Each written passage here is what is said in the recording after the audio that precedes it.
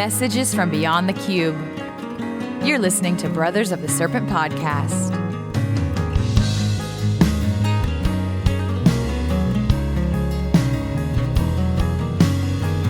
And welcome back, ladies and gentlemen, boys and girls, angels and demons and monsters and serpents to Brothers of the Serpent podcast, coming to you not live from the 10 by 10 by 10 tangent cube of science, nestled amongst the dusty bones of an ancient seabed high atop the Everest Plateau. And we are doing this live to the Discord. So if you guys are in the Discord, thanks to all you trolls in the Discord. And if you want to join us for future live broadcasts, you can join the Discord. Find that on the website, brothersoftheserpent.com. And this episode is a communications episode. So we've been talking for months about how far behind we are on all the emails, and there's so many great ones, and I have a hard time, cutting them down. So really, we're just going to be doing these communications episodes every once in a while to catch up, and that's what this episode is. Right? So before we get to all that, though, let's talk about the agricultural update. What do we got? What's going on? You were just at the vineyard. Been going to the vineyard over the weekend every day. And today, which is podcast day, spent quite a bit of time there. The wine, the grapes that we harvested on Thursday. Yeah, we had about 1,500 pounds, which is quite a bit more than we've ever had out of that particular block. Right. We call it the field, the test plot, or I call it the field blend. Yeah, block. Test plot in the annex. In the annex, which is just a couple of rows of Merlot. So we had quite a bit. And we inoculated on Thursday afternoon with yeast. And it was a slow start. And I was kind of worried about it because it just didn't really, showed up the next day and it was kind of just wet on top. Yeah. Not a real cap. And when it really gets going, when the yeast really starts working, it's producing so much CO2 that the bubbles get trapped in the skins, and the skins all rise, and they're basically make a thick, what they call a cap, and it sits on top of the liquid and seals it off basically from.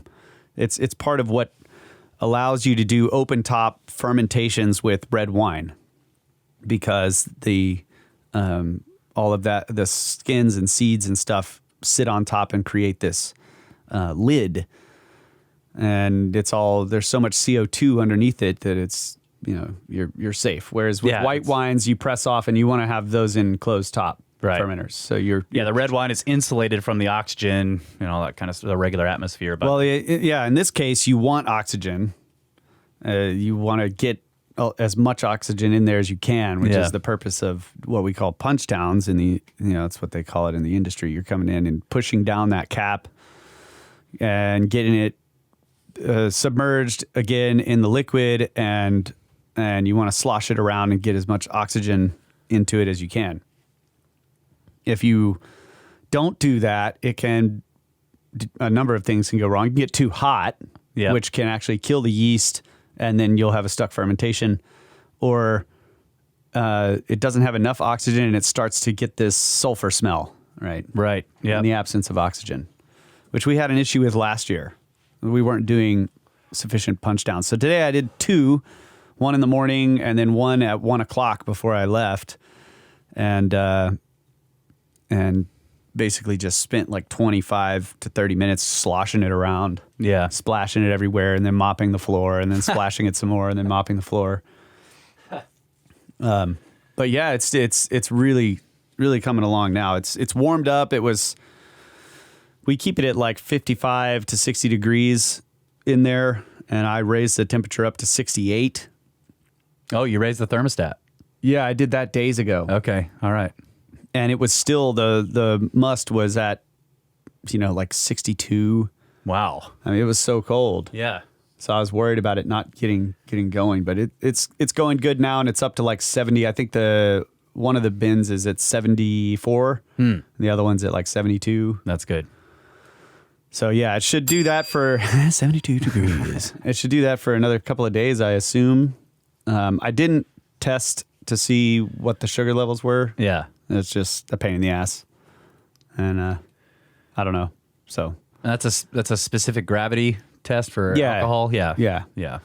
And because it's so full of CO2, you can get false readings, like it's floating that little meter. meter. Yep. So you have to shake it up and get as much of the CO2 bubbles out of there as you can, and then centrifuge it.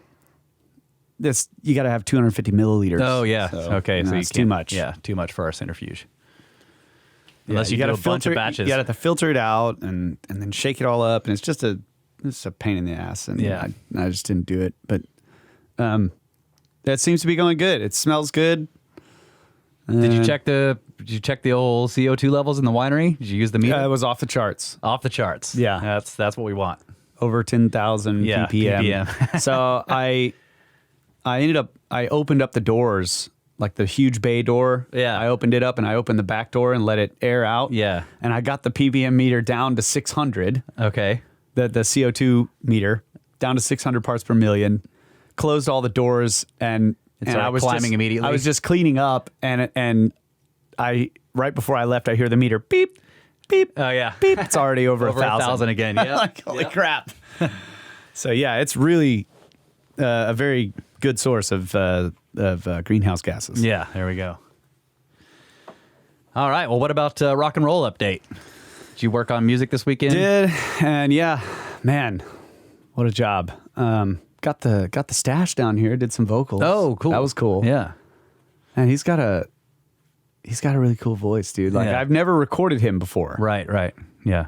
And so after he left, I was just kind of like listening to it in the mix, and I was just like, dude, he's got like this really interesting voice. It kind of reminds me a little bit of Clint Eastwood. Oh yeah. Like Clint Eastwood. It's not quite to this degree, but in the movie Gran Torino, at the end of the movie, he does a song, like he sings this song, and it's got this real, it's sort of raspy, breathy, sort of, it's got this quality to it, and the vibrato. And Stash has got it. Wow, it's cool. It's wow, I really can't wait cool. to hear it. I didn't realize he came down to do that this weekend. Yeah, he came down last night. Nice. And so it was just a little part. In the song "Wake of the Sun," which is actually part of the. Is it part of the humming and the? Yes, it's the choir background. I wanted to get all these different voices in there. Ty did a little bit, Russ did a little bit, I did a little bit, Stash did a little bit. Yeah. So we got all these different voices. It helps you get that more of that choir feeling, right, to it. So, but it was cool, and it's just the process of exporting is, God, right, exporting for the mix down. Man. Yeah, it's. Have you guys picked an engineer yet? Or are you still? We have an engineer we picked out that we're going to send this song to. His name is Daryl. Is it Thorpe?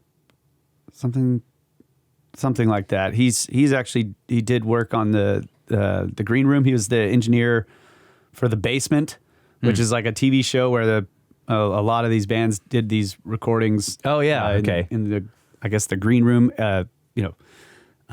Man, I'm drawing a blank. Radiohead and a bunch of other guys. Anyway, we're going to send him this song. He was busy. He said he was going to be available in like 2 to 3 weeks, which was about 2 weeks ago. Okay. Yeah. So I've got to get this song out on Tuesday. That's the plan, to get it completed. So, yeah. It's just, I thought this song will be easy. No. Anyway. So yeah, it's coming along, and I'm worried again about, we've been like, we're going to get it out this year. And I'm just like, dude, the way this is going. Is it going to happen? But, once we get these, we've got 3 songs we're working on. And if I can get those done before we go to Egypt, that's a quarter of the album. Yeah. So that's one way to look at it. Okay. So there we go. Good deal. We need jingles for these. I came down here early. Rock and roll update.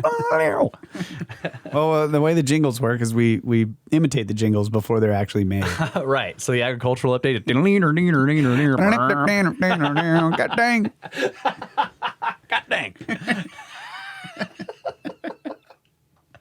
Okay. All right. Well, let's go ahead and do the one we do have a jingle for. Space Weather News. From spaceweather.com. Far side explosion. Yesterday, August 15th, a gigantic filament of magnetism erupted from the far side of the sun. SOHO saw a CME fly away from the blast site, but it will not hit Earth. The explosion is interesting because it signals the presence of an active region on the far side of the sun, which could turn to face us later this week. And also, giant solar prominence. For the third day in a row, a fiery prominence is dancing along the sun's northeastern limb. This shape-shifting structure has grown taller each day. God, is that a picture of it right there? Yes. Holy crap, it looks like a freaking... Yeah, they're saying it looks like a horse or a dragon or a dog. That's awesome. It's almost 10 times taller than Earth and 15 times as wide. These dimensions make it an easy target for backyard solar telescopes. Solar prominences are clouds of hydrogen gas held up by magnetic fields. The dynamics of this one suggest it is unstable. And the next photo of this prominence, whoever takes it, might capture an explosion. All right, current conditions. Liam. Yeah, current condition. Solar wind speed 474.2 kilometers per second. Density is 4.4 protons per cubic centimeter. Sunspot number right now is 23. And the neutron count is 9.2% above the space age average. And the KP index is quiet at 1, and the 24-hour max is 3, also quiet. And crypto update. Bitcoin is at $46,402.98. All right. And is trending down at the moment, but 0.07%. And Ethereum is at $3,208.63 and is trending up. So, but All I'd right. say... Hey, looks, the watcher showed up and he's on video. You can turn off your video, Oh, wow. watcher. Howdy, buddy. They've been trending up for the past month, both. So making decent gains. All right. Okay, I have two stories. I could just do one since we really need to get to these emails. But one of them is a complex organic matter in the asteroid belt, and the other one is about the Dresden Codex. Okay. So, which one? Let's do the asteroid belt. Okay. Scientists have found two huge red objects in the asteroid belt that they believe are not supposed to be there, both of which have complex organic matter on their surfaces. These two asteroids, called 203 Pompeia and 269 Justitia, were discovered by JAXA, the Japanese Aerospace Exploration Agency. I don't know if it's Pompeia, like it's a J, Pompeia. I'm not sure how it's pronounced. Pompeia? It's Japanese, maybe? Oh, yeah, I don't know. So, well, we'll just say Pompeia. Is approximately 110 kilometers wide, while the smaller Justitia has a diameter of only 55 kilometers. Found in the cluster of rocks between Mars and Jupiter, these two objects are distinctly different from their neighbors. Both Pompeia and Justitia reflect more red light than other surrounding asteroids due to the increased presence of complex organic material on their surface, such as carbon or methane. Asteroids like this are not usually found within the belt, which is generally made up of bluer debris, but they are common among trans-Neptunian objects and centaurs, small bodies that orbit between Jupiter and Neptune, which is where astronomers believe that they originated. JAXA, which is the name of the Japanese organization, I think, believes that the movements of these asteroids came from the anarchy of the early solar system, where the movement of massive planets like Jupiter caused the gravitational fields to become more chaotic and sent these two bodies into the belt. This occurrence must have happened during the early stages of our cosmic environment because they both have stable circular orbits. In order to have these organics, you need to initially have a lot of ice at the surface, Michael Marset, who worked on the recently published paper about these asteroids, told the New York Times. So, they must have formed in a very cold environment. Then the solar irradiation of the ice creates those complex organics. The existence of these asteroids could prove important to the NICE model, which argues that Saturn, Uranus, and Neptune have been moving outwards from the solar system over a 100 million year period, while Jupiter has been moving slightly inwards. Had you ever heard of this? That's interesting. Saturn, Jupiter- Uranus, and Neptune have been moving outwards from the solar system over 100 million year period, while Jupiter has been moving slightly inwards. I wonder if that's like a dividing line. Like everything past Jupiter is moving Kinda out, and everything inward is, or Jupiter and in is moving towards the sun. It's interesting. Yeah, The asteroid we're belt. all gonna die. Yeah, that's right. We're dead. The asteroid belt is estimated to contain between 1.1 and 1.9 million asteroids larger than 1 kilometer in diameter, and millions of asteroids even smaller. However, those larger than 100 kilometers in diameter are generally thought to have avoided the destructive physics of the early solar system, and as such can provide key insight into that age. And then they have a graph here showing the Trojan asteroids on either side of Jupiter's orbital path, Oh yeah, and then the asteroid belt, the main asteroid belt, further in. I've seen some cool illustrations of the Trojan points with Jupiter. They're pretty crowded. Yeah. Yeah. Not every scientist subscribes to this idea, which is the nice idea. What did they call it? The nice model. Hal Levison, a planetary scientist at the Southwest Research Institute in Colorado, who is the head of a NASA mission Lucy to study Jupiter's asteroids, told the New York Times that the asteroids should have become less red as they approached the sun. As such, it is not entirely certain why the asteroids are so red, but unlocking that secret may be related to understanding how they became a part of the belt. Red as in color? Yeah, I think that they're doing spectrum. They're measuring the light. Yeah, like a spectrograph. Spectrography. Spectrography. Yes. To see what materials are on it, and it's these two giant asteroids have organic material on them. They're more red, and everything else is more blue. So to solve the mystery, it would likely be necessary to send a spacecraft to these bodies for closer study, something that JAXA believes is worth considering as a candidate destination in the future. Yeah. Yeah, because at first I thought you were talking about, red shift and blue shift, but no, they're talking about spectrography. They don't say so. They don't really detail that. There, Janus popped up this same image. That's it. That's the image. Anyway, I thought that was cool. Spectroscopy. Yeah, there you go. Spectroscopy. Thank you, Watcher. Doing his job from the troll pit. The Dresden Codex one is pretty cool too. It was about. Well, let's hear it. It's. I don't think it's very long. Well, maybe it is. No, we got time. Let's hear all right. it. Well, we'll just do it. The Dresden Codex is a famous Mayan book dated to the 11th or 12th century, and it is one of the oldest surviving books written in America. This beautiful document contains detailed astronomical information, a history of the region, and a lot of mysteries. The Dresden Codex is a folded book made up of 39 double-sided pages in which information is written on ancient bark paper. The information in the Dresden Codex has been examined a number of times by skilled experts and archaeologists trying to make sense of the ancient text. A particular focus for many archaeologists are the so-called Venus tables. These pages provide ancient sky gazers with an ideal tool for calendars. The accuracy of observations and the calculation of leap years is of greatest interest for scholars and researchers. Ancient Mesoamericans made use of two unrelated yet interlocking calendar cycles. The Hab, or solar calendar, consisted of 365 days and tracked the sun's movement. On the other hand, the ceremonial Tzolk'in calendar has a 260-day track that is linked to celebrations and ceremonies.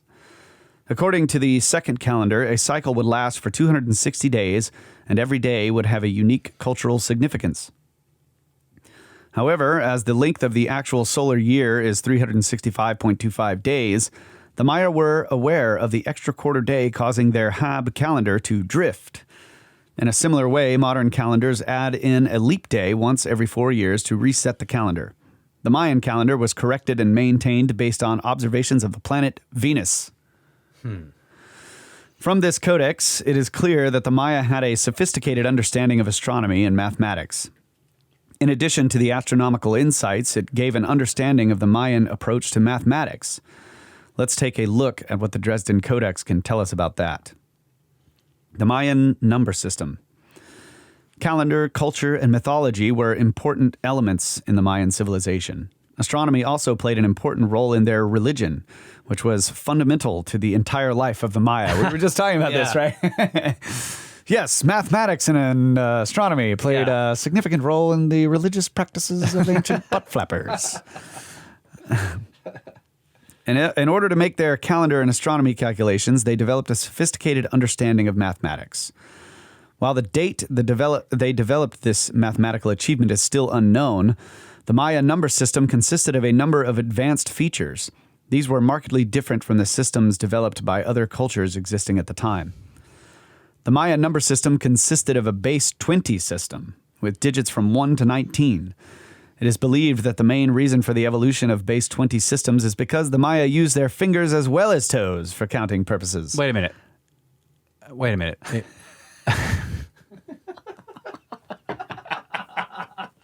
I almost missed that.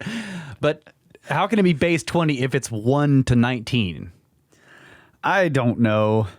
It's got to be 0 to 19 if it's base 20. It's but they don't allow the Mayans to have the concept of 0? No, they do. Okay. They actually do, and they show a diagram later that has the symbol for 0. Okay. So the article is just bad. All right. Sorry. Yeah. Sorry for bad. Hey, man, this website is called Historic Mysteries. I mean, no, it must be awesome. It's good. Yeah, it's good. I'm just saying that was just a... Maybe they don't think 0 is a digit. Right. That's 0 digits.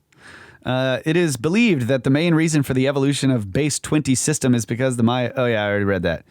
Their fingers and toes, of course. In the base 20 system of the Maya civilization, the numeral digit 5 also played an important role, clearly related to 5 fingers and 5 toes. The main symbols used in the Maya number system were lines and dots. In order to understand this better, let's take an example to represent the digit 13. They would use 2 horizontal lines or bars and 3 dots. 3 dots, yes. I learned this playing Tomb Raider. I had to solve many mysteries with numbers using that numbering things system. You learn playing video games. I don't understand how this happens. The 2 horizontal bars would be placed parallel, and above them, the 3 dots were put in a line. Yeah, each line is 5. That's right. Yeah. Each of the horizontal bars symbolizes the number 5, while the dots represent 1.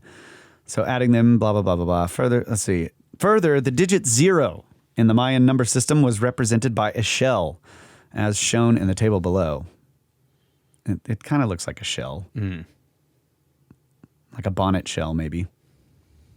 Or it looks like a mouth. I don't know. Based on this, people have often concluded that it was impossible for the Maya to adopt a large base number system, as this would require remembering a large number of special symbols. But the familiarity of the Mayan people with the system enabled them to use it appropriately and make accurate calculations. The Mayan number system is believed to have been introduced by the Mayan astronomers and priests for astronomical calculations relating to their calendar. While this is almost certainly the case, some researchers also believe that the Mayan number system was adopted by merchants at that time as a transactional aid. The number system must also have been spoken, but no evidence of how this was done survives. The best guess of many researchers is that it would be spoken in a similar manner to other counting systems by repeating the symbol as many times as required, just as it appears in text. What? So they would just say, well, it's, yeah. Dot, dot, dot, dash, dash, dash. I have dot, dot, dot, dash, dash, dash, fish. Yeah.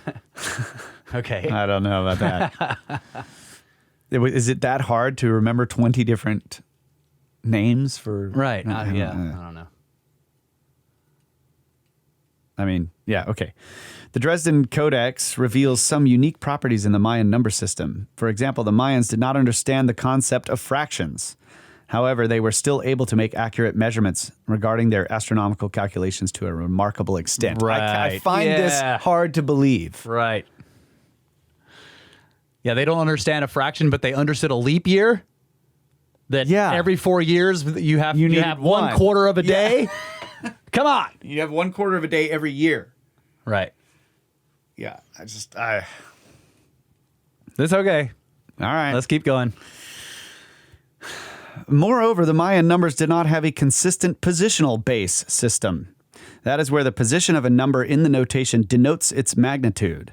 By comparison, in the modern number system, the position of the 1 in 1,000, with 3 digits to the right of it, indicates to the reader that this is 1,000. This could lead to errors in the Mayan counting system while dealing with multiple numbers. In addition, it appears that the Maya did not develop any methods for multiplication or division. This is not a limitation of their notation, however. The Mayan number system could certainly be adapted for such calculations. Another significant mathematical discovery based on the Dresden Codex is that the Maya used the long count approach to measure time. Dates were based on days passed since a significant creation date in the past, similar to years in the modern calendar being measured since the birth of Jesus Christ. Many inscriptions present in Mayan sites use this long count and enable archaeologists to accurately date their construction and therefore the expansion of the Mayan civilization. Thus, the Maya are able to help researchers to this day through their unique and strange counting system. On the assumption that each one of those long count dates are referring back to the same creation date. Yeah. Yeah. But, no mention in there that they possibly inherited it, which... Right. Well... Isn't this... I just wasn't sure how prominent that idea was amongst, archaeologists. And yeah, I mean, there's still debate on it, but yeah. It's pretty accepted. Kind of, yeah. Okay. I mean, yeah, it's... I don't know. The Olmecs, it's pretty accepted. Okay, I guess the way to say it is that the Olmecs seem to have the same kind of calendar style in counting and astronomy, so the question of whether the Mayans got their stuff from the Olmecs or not doesn't change the fact that the Olmecs had a similar system and therefore it's much older than the Mayans. Yeah. So, I don't know. But yeah, those were good articles. Thanks, buddy. Yeah. Yep. All right, we got a little bit of time for some emails here. Main topic of the show is all the communications. So this one is we get lots of emails from Kevin. He's been going through the back catalog one at a time, starting from the beginning. So here we go. It's called Random Thoughts. He says, "Hey, Snake Bros, up to the Giza power plant pods and had this non sequitur thought. Re-domestication skirpderping. Wouldn't our ancient animal and plant domesticating ancestors have to have had some notion that crossbreeding very carefully for desired traits for many, many generations and years would result in cows and dogs and pigs and sheep and wheat and corn, etc., that are really useful to humans? And where did the idea that this future result was even possible germinate? Pun intended. Which makes me think about cheese. Cheese isn't easy to accidentally make. Who the F even thinks to add brains to milk, which gives curds, which when dried and aged is to be eaten, or bread, or beer, or wine, or the fermenting techniques of kimchi or fish sauce? How about tanning hides? How is it even possible that the amount of brains an animal has is almost exactly the amount needed to tan its hide? Mysteries. I love it. Sorry, Kyle. Cheers and snakes from Kevin." Well, I think that actually, I can kind of agree with you on that, except I don't know what it's like, say, just living in the rough. But it seems like it might be fairly common that you would end up with something with a lot of tannins coming into contact with proteins. Yeah. And it curdles, right?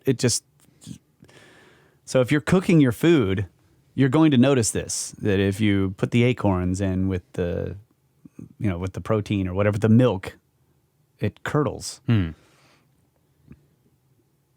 Okay. And so, tanning, how they ended up using brains for this, I don't know.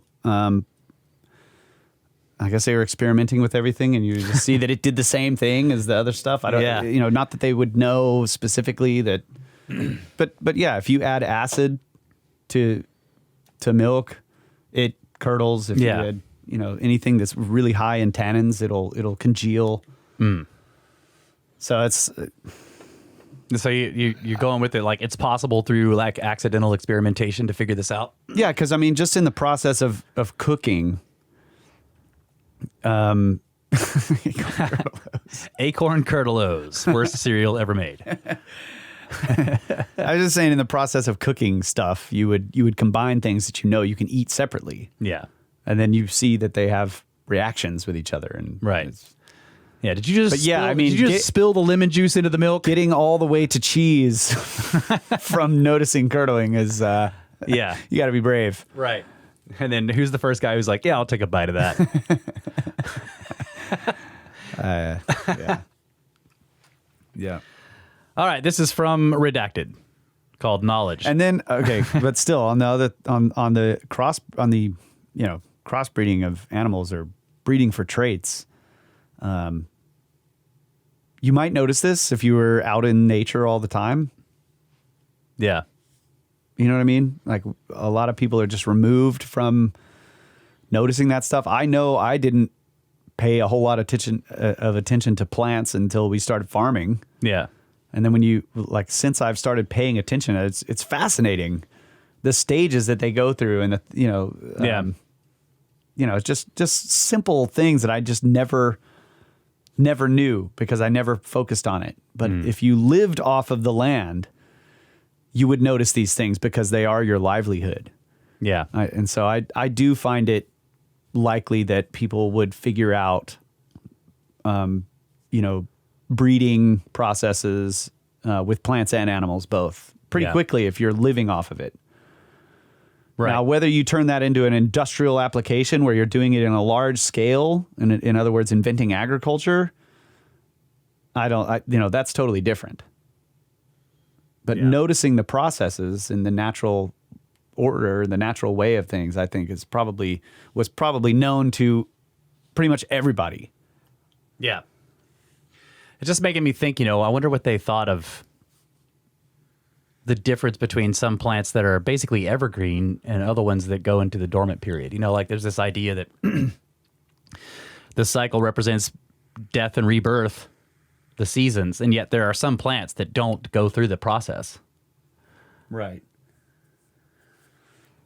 So I wonder if that had, spiritual connotations to them, like the this undying plants. Yeah. Yeah. They survive. They do not die in the trip when everything else is going into the underworld, basically, of winter, into the dark. All right, we're up on time here, but let's go ahead and do this one. Like I said, from Redacted. This is called Knowledge. It says, "Hi guys, my name is Redacted from Redacted, and I have been listening to your podcast and Randall's this year. Just finished your history of humans today and have a question about knowing where an Indian campsite is buried and wanting to unearth more of it. My family unearthed the site in 1972. We called the geology department at Redacted University, and they made our built-in pool an archaeological dig site for several weeks. During this time, stone tools were unearthed, a flint napping site was discovered, and a fire pit, and they took samples of the charcoal for carbon dating. My family, mainly my mother, pestered them for the results for a couple of years until they finally told her the samples were lost. Oh my gosh. My thoughts are that the sample was dated too old to talk about. The site was on the front page of the newspaper but has long been forgotten. We no longer own that property, but I have a lot about 150 feet from that site I would like to explore. The artifacts were found at 9 feet in the middle of the Redacted River on Redacted Island. I would love to hear your thoughts on this topic, and for sake of secrecy, my location and name needs to be withheld, as I may dig it for answers myself, as it now bothers me knowing about it. And getting older, not knowing how old or who had the camping village under right where I grew up. Please advise on how to do this right and have samples carbon dated and prove without a doubt if its authenticity. I figure lots of people contact you about these problems, so I will wait for your correspondence. Thank you, from Redacted." That's awesome. Yeah. I mean, I would say it's highly likely that being only 150 feet from the site that you're still on the site. Yeah. Or at least there's going to be some. Yeah, if you can get that close to the original dig site, you'll Most likely you are Yeah. going to find some. I mean, I would. yeah. Interesting. It's on an island. You in may a have to river. move more dirt. Yeah. Then, the closer you get to the site, the less dirt you have to move to find stuff. But Right. But if Yeah. it's on an island in a river, most likely it's the whole thing. and it's not going to like antedate the Younger Dryas probably because That's a good point. Well, I mean it could if the island is a specific makeup. could be a new river. Yeah. Well, it's not. I Okay. know what river it is. Oh, okay. Yeah. He did give the names. I was redacting them I because see. that's what he asked. Yeah. You have more knowledge than I. That's right. So I can tell you it's not a new river. But maybe this part of it was in a different spot at the time. I don't know. I haven't looked at where he said. But yeah, that's a great email, and I think you should look into it. And as for getting samples dated, you're probably going to want to contact, rather than a university, you might contact, because they often will contract this kind of process out to a lab. Some universities might have the lab built in, but you can look around to see if there's any, scientific labs in your area that may accept a sample of something and date it for you and they don't have to know anything about the site. Yeah. It's like it's getting the sample that you would really have to do a lot of research on. Right. You need to do the research on how to get the sample properly and how to keep it from being contaminated. And maybe the lab will have procedures for you on that. But yeah, that's really cool. And I'd be interested to hear what you find out. All right. Ready for a break? Yes, sir. I like this. My accounting. Use thumb to count fingers on one hand. Other hand keeps track of fives with thumb. When both hands are full, 20. No feet needed. That's great. From the troll pit in the Discord. All right, we'll be right back. Snakes!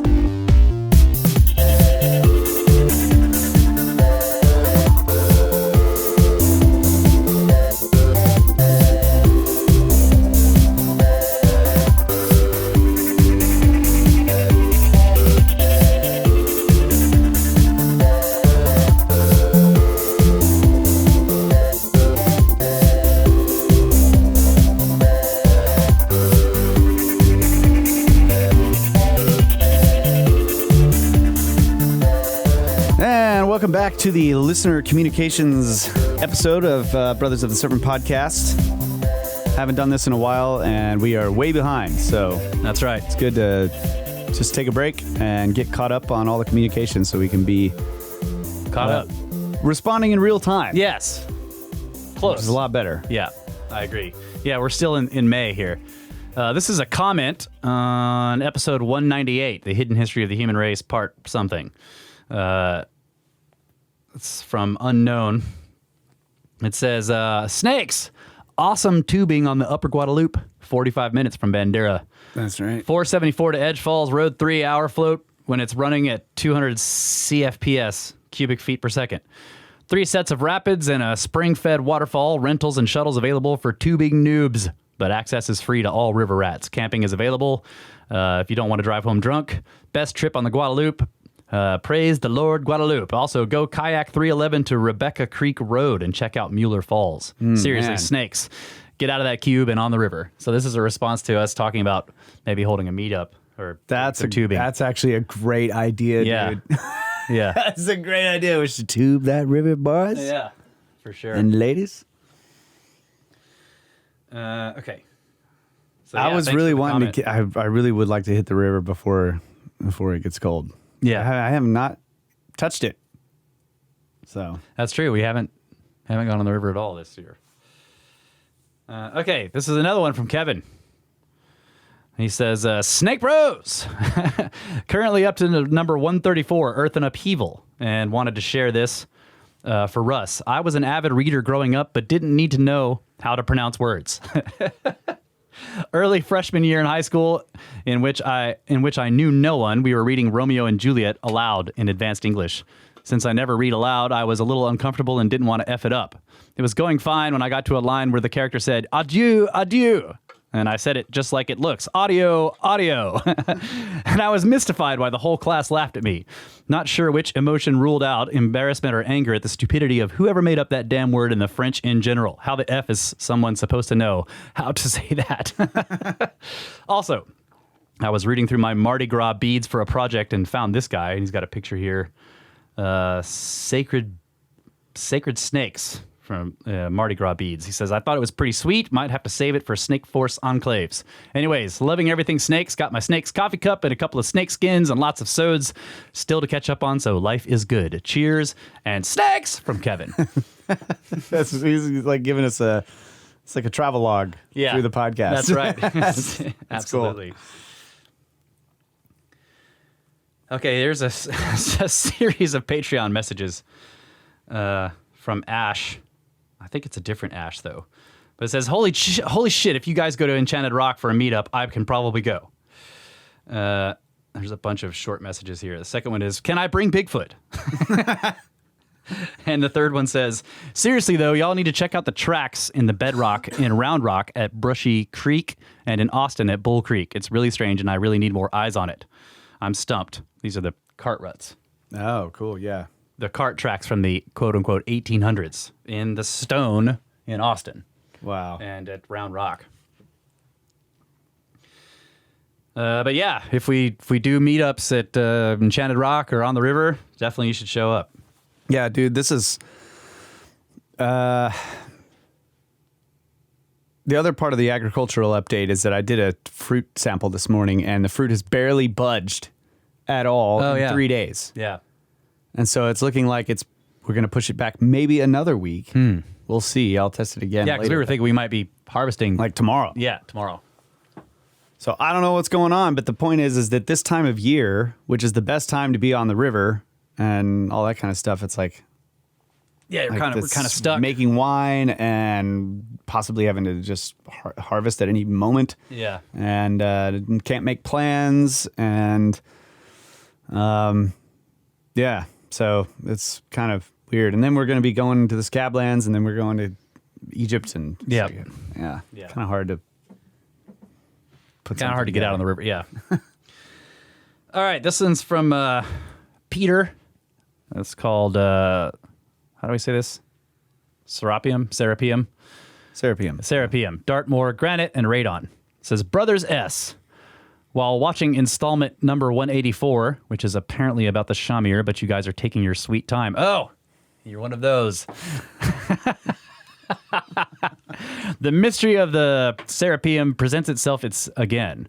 Generally, I try not to think about it too much as it hurts my head and sends me scurrying down deep rabbit holes, or in today's case, snake pits.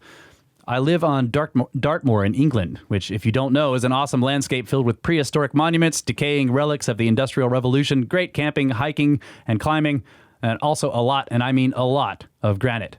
Anyone who lives in the old stone granite cottages has to consider radon gas testing for insurance and health purposes, as radon gas is emitted from the granite as the uranium inside it decays, as I'm sure you know. My thought was that would not a box made of granite with a lid that meant it was effectively airtight trap or collect any radon gas released from the interior surfaces and be essentially stuck in the box indefinitely? And what would happen if it was full? What any culture would do with that much radon gas, I don't know, especially as its use in medicine is limited or must be used with great precision, at least. I don't think our culture uses it for much else. Just another weird idea to throw in the mix. Consider Dartmoor for an European snake meat. I hope you enjoy my first contribution to the worm fraternity, from Peter. That's cool. Yeah. That is interesting because... I have to look up radon gas in industrial processes. Yeah. Yeah, and I know it was used to refine something, or if it, Yeah, and it's also, I'm kind of remembering that the Serapeum was considered to be a medical place for a while too. Like it might have been a hospital. So him saying that it was, that it's used in medicine with great precision in modern days is an interesting concept. But how would you extract it? No, you just put somebody in there for a couple days. Right. Okay. There you go. All right. This is, let's see. I still really like the one that was asking if they're all at the same level. Yeah. And are the boxes themselves level? Yeah. I want to check that out. Yeah. Okay, this is a comment on the website for episode 199, The Hidden History of the Human Race, part something. It's from Cappy. He says, Yo, Snake Bros, it's been the better part of a year and a half since I made a comment. I have, in that time, stopped getting drunk all the time, since I am in a better state, thanks in part to your show. I just want to say that every time I hear one of my old drunk comments read out on the old shows, my face goes into my palm and I can't stop laughing. Anyway, it seems you guys now have a new trend of making those Serapium box theories. Here's my totally provable theory. They were made by Butt Flap Lego Corporation. The boxes were made with sandpaper, starting with 1 grit sandpaper for the outside and going to over 9,000 grit for the inside. The smoothness of the inside was needed as they were Lego molds. And if they were not so smooth, the PAM non-stick cooking spray could not allow the molten plastic of giant Lego to easily come out. The giant Legos then went to make the pyramids using generic, non-copyright protected real fake crystal spaceships. Anyway, that's my story and I'm sticking to it. And I would also like to say that we all need laughter in our life, and it's sometimes fun to look back at how stupid you can be it from drunk comments or whatever. Sincerely, from Cappy. Did you read that one to me before? Because I remembered that. Well, you get all the notifications for the website comments. Oh, that's a website comment. Yeah. Okay, yeah, that's awesome. Yeah. Totally provable theory. Yeah, if you ever comment on the website and you get a response from Dr. Inspector Professor Johnson. That's me. That's Kyle. That's like the one place I actually do the, I keep up with it. They all come to my email, so. Yeah. All right, this is from Kyle. Dalil? Yeah. Yeah. Called Snakes Representin'. Sup, bro? Yeah. He says, hey, Kyle and Russ, thought you might like this, or you might not, whatever. Yesterday, we finished constructing a living willow dome at our local high school on the reservation to give an area for kids who are going through some tough times, an area to meditate. The not-for-profit that I run paid for the materials to construct the dome solely through donations from local tobacco companies, Russ. Hey. Plus, I volunteered my time to help erect the structure. The pictures of our elders presenting the check to the man that grew the trees and showed us how to put the structure together, along with me, with my Brothers of the Serpent hat representing. Kyle too. P.S. Motherfucking snakes! Got to keep the old swearing down where the kids are listening. But yeah, this is cool. When we were at just to give the inside joke here about the tobacco companies, when we were on the Scablands trip, I was having a rant about how tobacco taxes here pay for like child charity medical care. Yeah. And he was saying the same thing, that like a lot of the donations that come to his non-profit that helps the reservations up there in Canada comes from local tobacco companies. So I was saying, like, every time I smoke one of these smokes, I'm saving lives, buddy. Saving Helping a child. lives. That's right.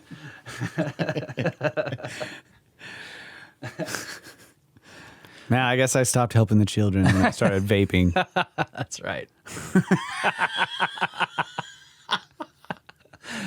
The pictures in the There's an troll excellent pit. meme. Yeah. They just showed up about smoking. Okay. This is a short one called Caveman Ghosts from Tom. Says, hey, Snakes, hope you're all well. On the recent Where Did the Road Go, you asked why are there not Neanderthal ghosts, which made me chuckle because there's a sitcom over here in the UK called Ghost, and one character is Robin the Caveman Ghost. And he gives a picture here of Robin the Caveman. So we're not the only one who questions these things. Snakes out from Tom. Thanks, buddy. That is just an excellent question, I have to say. Yeah. Why are they all modern? Why are they all anatomically modern? Yeah.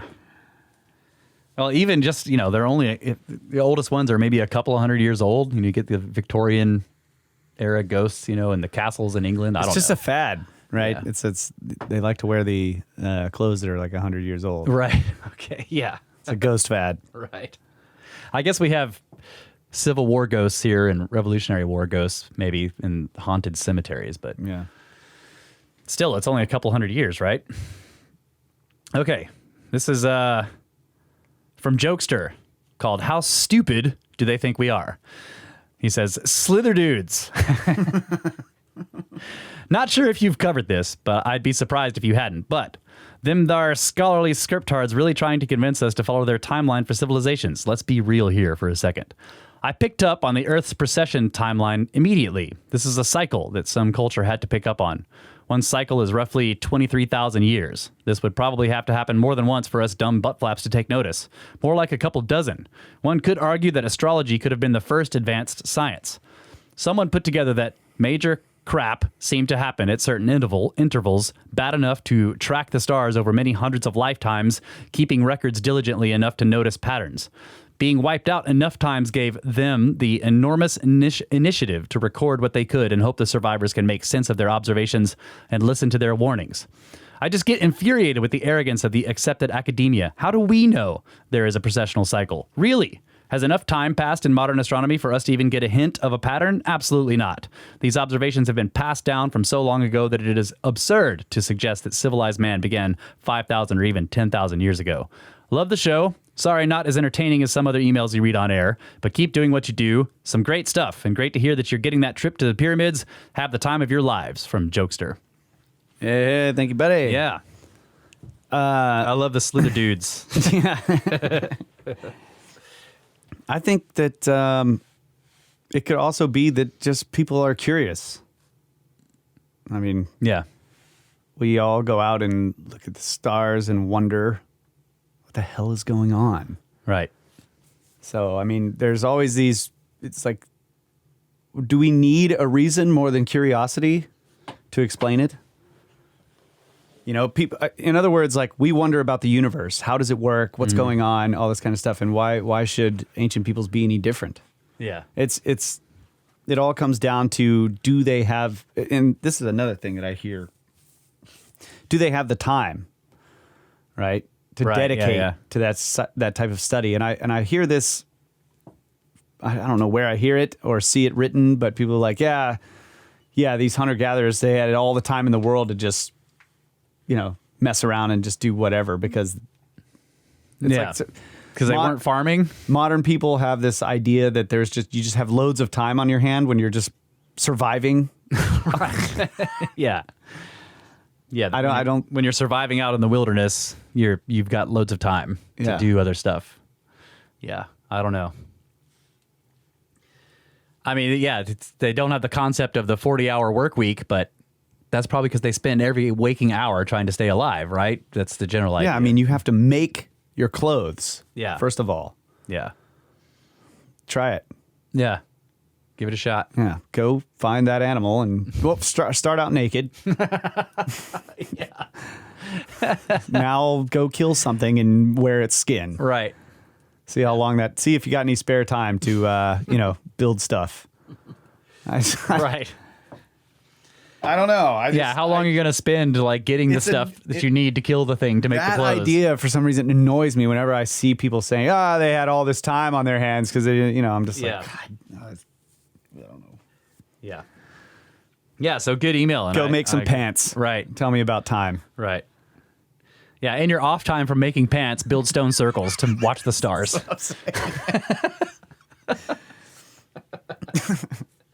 Okay.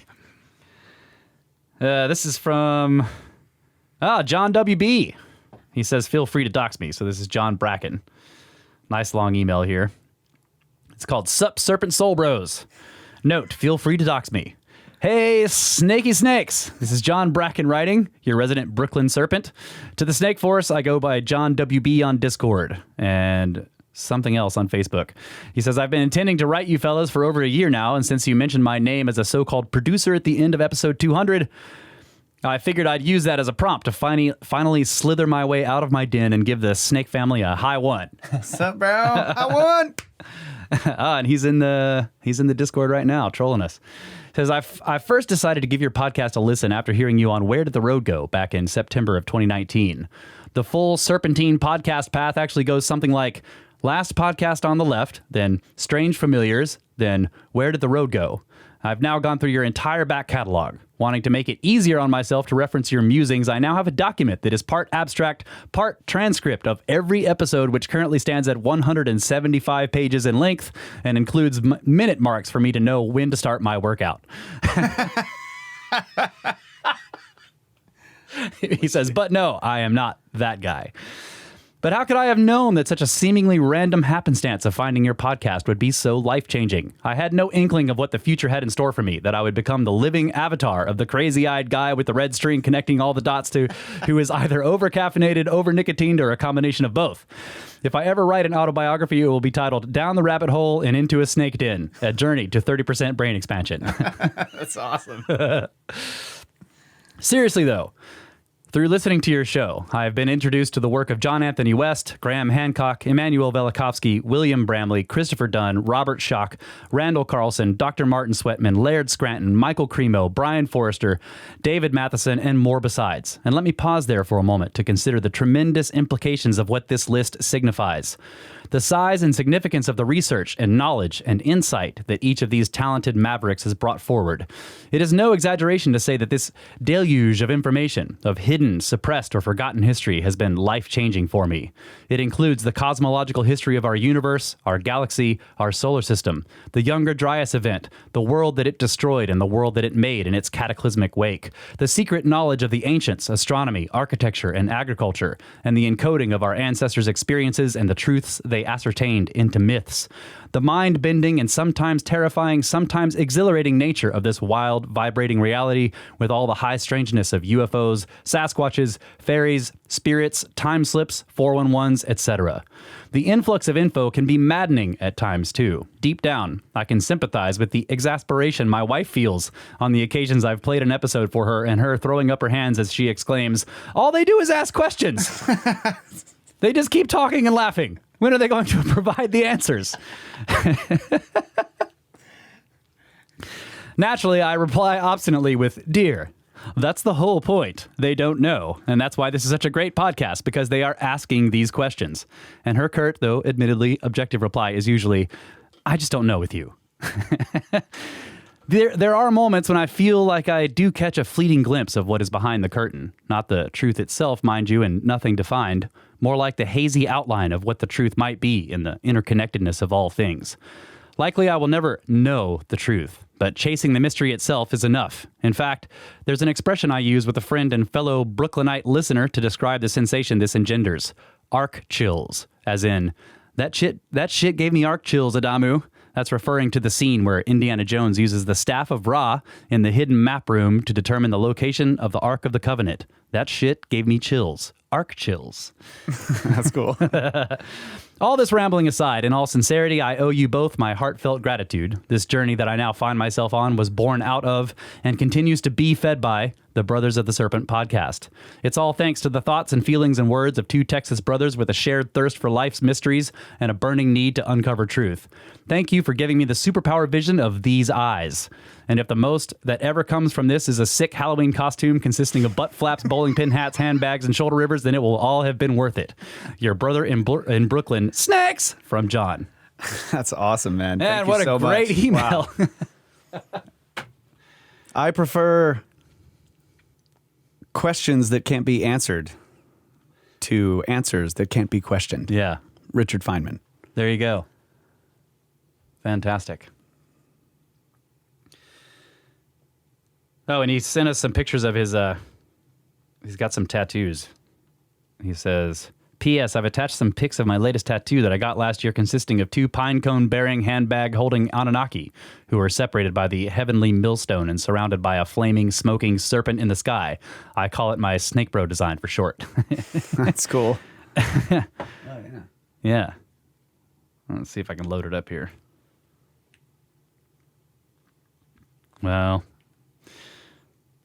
slow internet connection. Looks cool, though. Yeah, it does look cool from what we could see. And he says he'll drop a copy of the episode's transcript into the Snake Library sometime soon. Dude, I'm also cool. working on a book report of Hamlet's Mill. If you get around to reviewing it in a future sode, I'd be happy to forward you my notes. Fantastic. We've been talking about doing that. Yeah. Yeah, we can do Hamlet's Mill for sure. And I've been thinking about doing the Book of the Damned, like the original Fortean, you know. Yeah. That'd be fun. All right. Yeah, thanks, John. Really appreciate that, bud. It was a great email. Okay. This is it's called Just Listen to Episode 201 from Ronan Dosho. He says, Russ and Kyle, really, there's no words, but I'll try. That show literally left me speechless but laughing. And when, at the end, Kyle broke out that lament of a song, well, not many people can do that. I imagine these early beginnings where the two of you might have said, F it, let's do this. And so you did. Then begins some particular strata of human, then some particular strata of human begins to show up. And yes, Scriptards too. Clearly they serve a particular function. An exponential growth ensues, and the visceral relief of so many knowing that there's a place, albeit digitally, where commonality, shared understandings, and a willingness to wonder out loud that comes into view thrives. The analogy of religion that was reflected upon is not lost upon me. As I listen to all the rich greetings of these snake followers, I wonder, could it be true that even though it appears that the culture of the planet's inhabitants seems to be getting worse, could it be that it is also getting better at the same time? Could it be that it always has appeared to be this way? Would that since I reside close by, there could be a meetup of some sort before September. And lastly, you've made a place for us to settle in, share ideas, thoughts, manias, irony, humor, absurdity, and genius. Clearly, you two are sharing the greatness you are meant for. Thanks again for the work in the world that found you. Serpientes! From Ronan. And P.S., he says, I agree with Laura. It was the aliens. Wow, thank you, man. Yeah. Oh, there are the tattoo pictures. Thanks, John. He posted them in the Discord. Yeah, look at those Apkalu. Yeah, I had big plans for that song at the end of episode 201. I didn't have time. But I really liked the way it turned out. Yeah, it's great.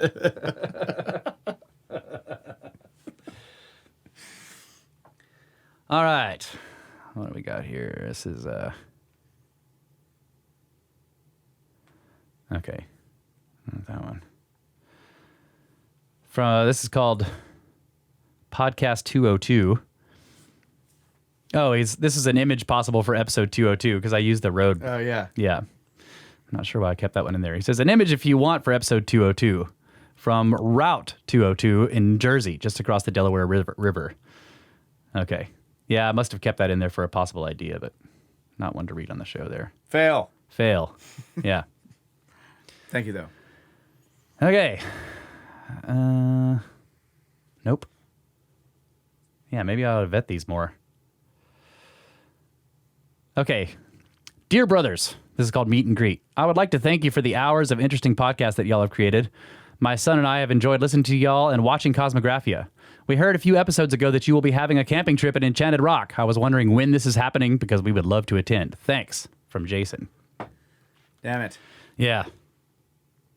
Yeah, we mentioned it that one show, and then we just... we need to work on this more. I really want to do it. Yeah, it's, like I said, scheduling is hard right now.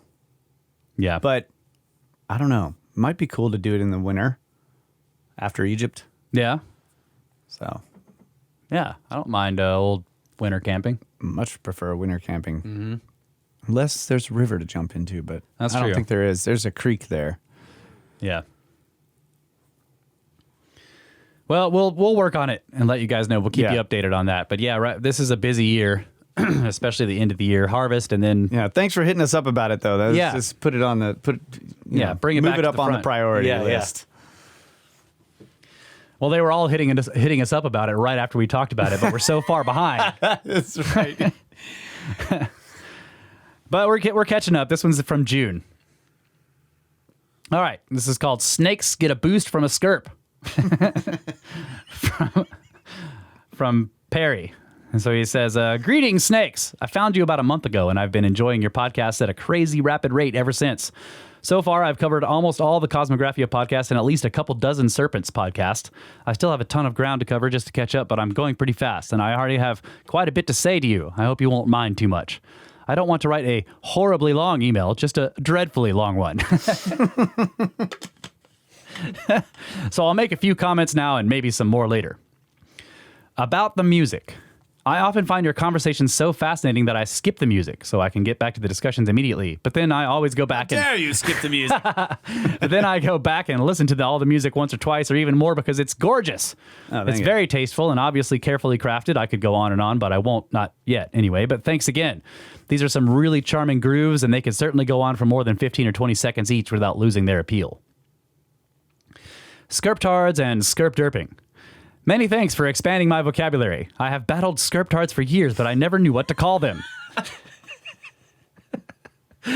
It's good to have a word for them and a word for what they do, because that makes it easier to think clearly about them. And thinking clearly is kind of our job.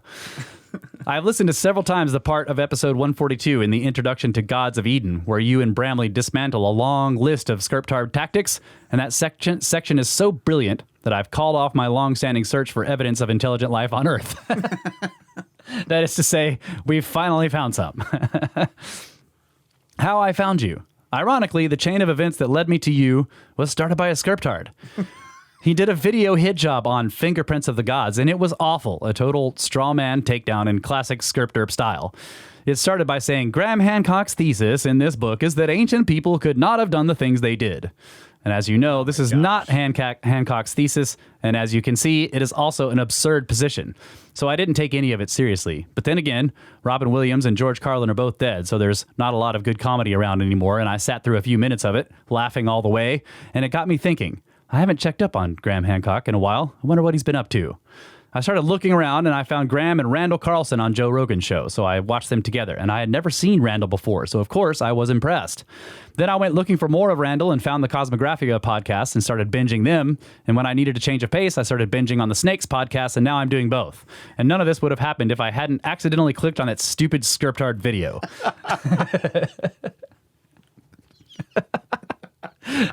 So I thought he accidentally clicked on it.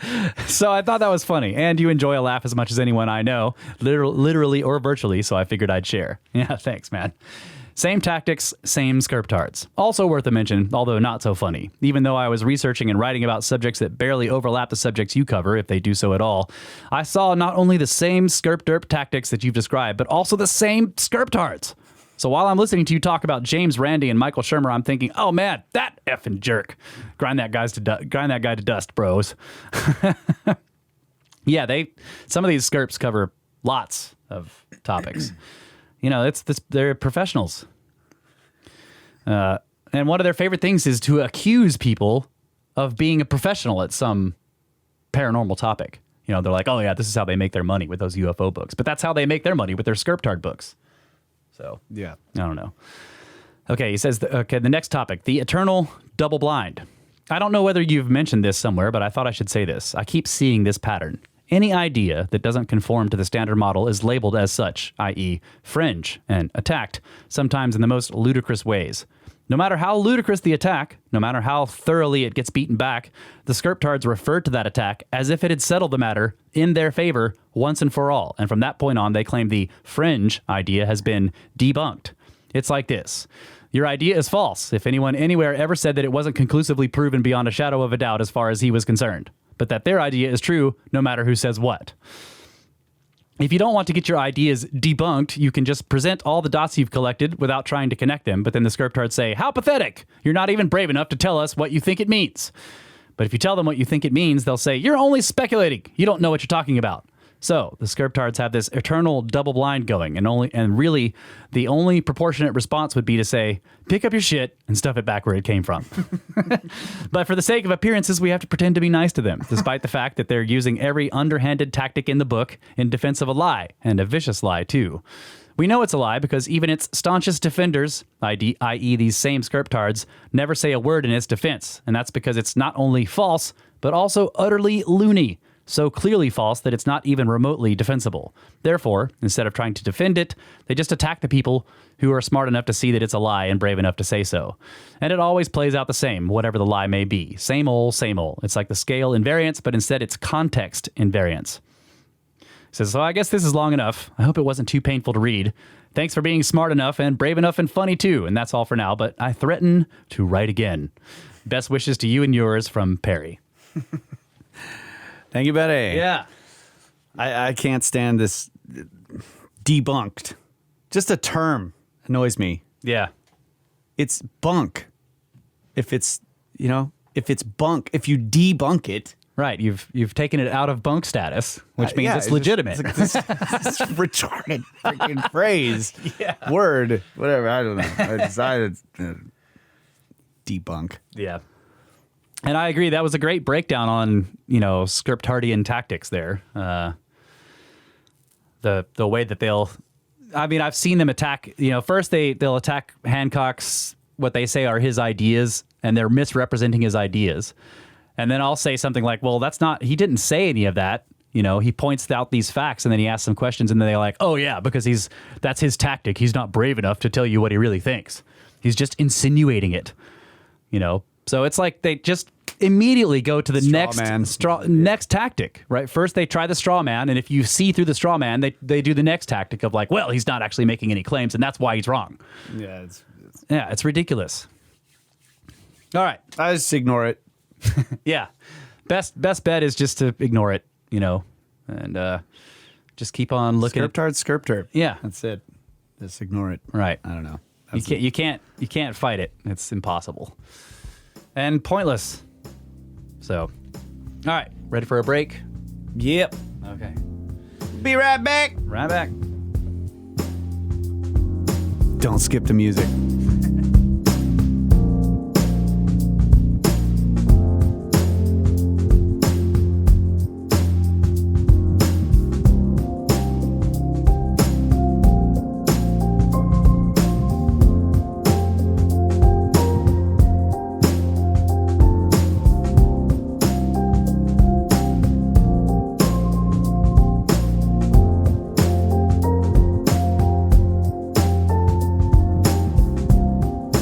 Podcasting with the flowing sands of time. We have our 30-minute sand timer here. It was a gift to us long ago from our buddy Brenner. That's right. Who was one of the first listeners, and we were having problems. Our official show critic. That's right. Give us much needed advice. That's right. In the early days. Yeah. And we were complaining about not being able to time the segments properly, and he was like, "Oh, I have a 30-minute hourglass." And he just gave it to us. Of course you do. Yeah, of course you have one of those just sitting around that you don't use. And it really is it's a beautiful work of glass art and sand, dark sand and clear glass. It's really cool. Okay, so we're going through with the communications here. We have many more to go through. Let's see. This one's from. Let me make sure he says it's okay. Yeah, Dan. He says, Snake Bros, I found you guys through Cosmographia, which I discovered through Joe Rogan's interview with John Anthony West, leading me to his interviews with Robert Schoch, and finally to his many incredible interviews with Graham Hancock and Randall Carlson. I started out by devouring the videos on the Geocosmic Rex channel in Cosmographia. I was curious who you guys were, and within 2 episodes, I was hooked. I began to devour your podcast, sometimes listening to multiple episodes a night, especially when you guys would do book reports. I've found so many fascinating works and other podcasts through you guys about a wide variety of topics. I wanted to tell you guys that between the brain expansion and historical worldview expansion I gained from listening to your podcast, mixed in with a little bit of storytelling ability I picked up from playing and running D&D campaigns, that I have begun work on a post-apocalyptic sci-fi fantasy saga that includes angels and demons and monsters and serpents, winged serpents, along with a few Nephas. I'm also going to use it to examine the ancient mysteries by exploring a future set of post-cataclysm ancient mysteries concerning a slightly more advanced version of our civilization. If I ever get published, you can expect a big fat donation to the pyramid scheme for being one of the big inspirations to the novel. Wow. Man, that sounds really cool. Dude, I've been wanting somebody to do this. Yes, do it. He says, I want to thank you guys for all you do for the alternative archaeological and historical schools of thought, keeping yourselves pretty firmly grounded in reality, but keeping an open mind to the idea that some, many, or all of the assumptions that are the underpinning of so much that we know are wrong. From the kick-ass music to the laughs and jokes, the pyramid scheme commercial had me belly laughing, to the Snake Bros terminology I've caught myself using Scriptard in everyday conversation. And the aforementioned brain expansion, I just really want to let you two brothers know how much I appreciate you for bringing these topics out of the shadows so they can finally receive true scientific investigation and not the blasé brushing off that the dogmatic scientism of the late 19th and 20th centuries gave them. Sadly, that scientism still seems to have a stranglehold on our centers of learning, but we, Brothers of the Serpent, will form a new brotherhood, keeping these mysteries alive and hopefully solving some of them without getting lost and dying. Wow, this has already gone on way longer than I had originally anticipated, but after watching 200 episodes of this great podcast and 65 episodes of Cosmographia and having now caught up and being forced to wait patiently for each new episode, I finally managed to distill into words how important it was that I found this podcast and realized I wasn't alone in not believing the blatant lies and half-truths and bought opinions of modern standard model academia. Thanks so much for all of you do, Dan. Oh, and P.S. I had a whole theory that I wanted to drop on you guys, but I'll put that in another email. And P.P.S. Snakes! And P.P.P.P.P.S. Also, I don't mind if you read this or the follow-up email I'll be sending on the podcast. Once again, snakes! Thanks, Dan. I love these emails that they start out with just like, here's how I found you guys, and here's the whole progression, and it's either like they're being introduced to all these topics or like I discovered I'm not alone. It's really cool. It is. I love that. And I love to hear that someone, specifically you, Dan, is working on a novel. Yes. Incorporating all these ideas. Because I'm like, dude, if I was a writer, I would be all over this I know, right? It seems like just all of this subject matter. Yeah. Yeah. Because, I mean, you could do a somewhat of a historical fiction. Yeah. Where you like get all of the known scientific data, like science fiction, right? Yeah, they do their best to get the science right, the science of the day, and then extrapolate cool stories build around worlds around it and all that. It's the same thing with ancient history and all that. The hominids and oh man, it's freaking like to me. Whenever I think of this about science fiction and taking these especially with sci-fi that's based in space. Space travel and everything. A lot of the old greats and the authors of this, they would watch cosmology and astronomy science for new ideas, and then they'd see some new idea come out, or being put out in the media or whatever. Just and it would thought spark about, the whole. and they would just come up with some cool story based on like Neutron Star by Larry Niven is one of those. He's like that. This idea of a neutron star comes out where it's like this incredibly tiny, very very dense object. That has really high surface gravity, but it's not a black hole. And he's like, what would happen if somebody found out that one of those was kind of close by and they sent a spaceship to go just swing around it real quick, And then he was like, well, why would this happen? So he comes with this idea that so somebody in his universe has built a spaceship hull that's invincible. And as a marketing gimmick, to show how the spaceship hull is totally invincible, they're going to send a ship out to swing around this this impossible object, and it kills the people that are inside of it. And so they send another one out with somebody to try to find out because of the tidal forces. The tidal forces, yeah. So the whole thing is basically like the guy goes out to do another swing around it with this invincible spaceship hull, and he finds out it's the tides that right when it's in its the closest approach. He has to get right into the middle of the ship and like hug the engine to keep it from tearing him apart, because that's where the tidal forces are the least amount. If you were at the nose or the end of the ship, it'd smash you into the end of it, right? So just cool stories like that. It takes a couple of minutes to read it.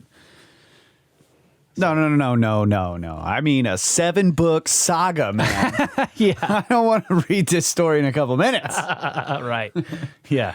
But it's got to be on audiobook, buddy. You want like a wheel Dan. It's got to be on audiobook. It needs to be audiobook. Otherwise, I can't consume your media. Yeah. You want a Wheel of Time? I want 7 trilogies.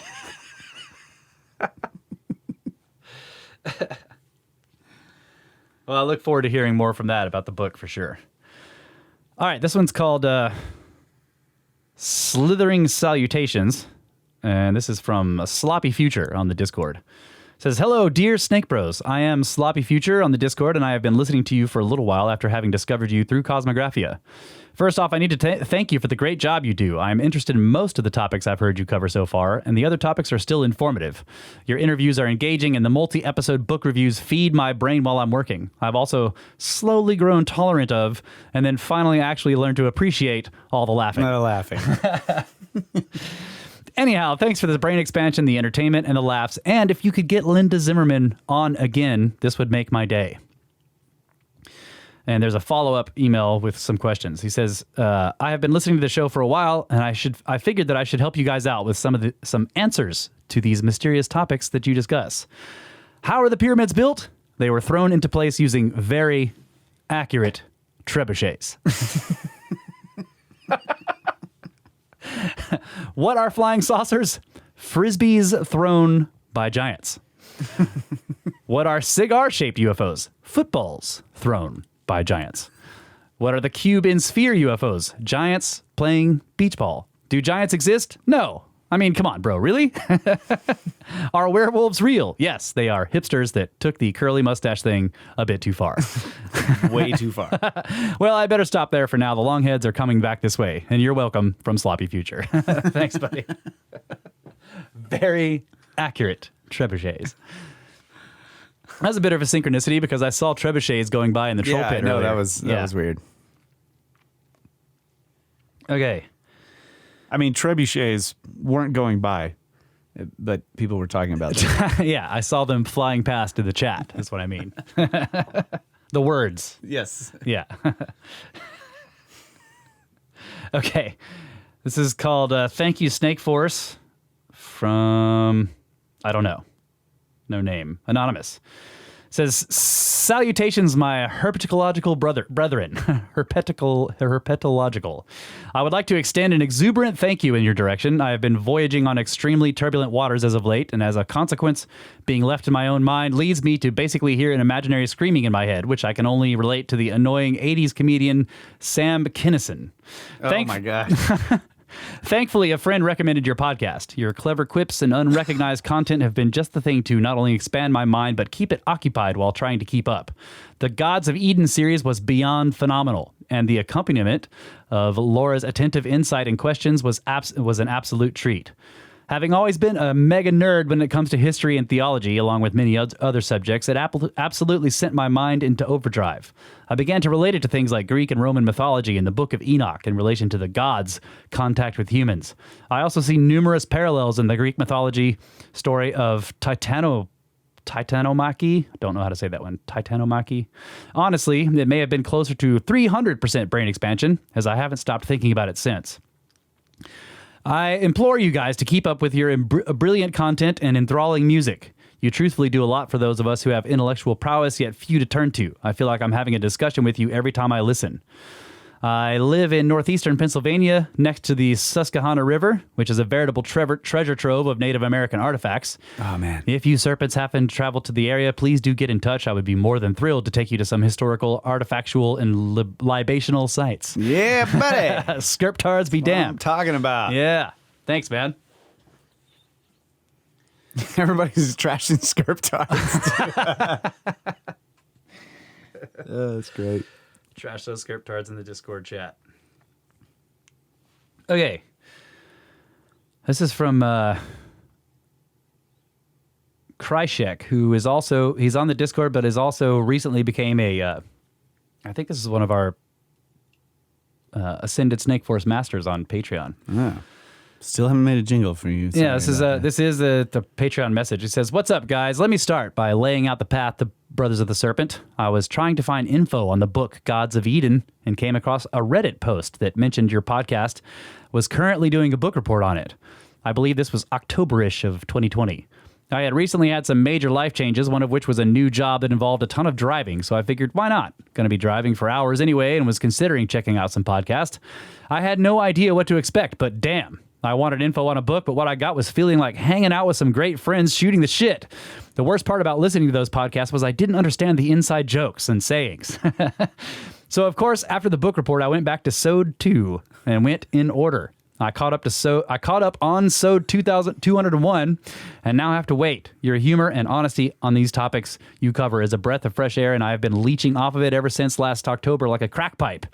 I humbly thank you for allowing us to do Patreon because you guys deserve it. My one wish now is to be able to go with you straight to pyramids and share that experience. That's going to be one hell of a trip. Hell yes.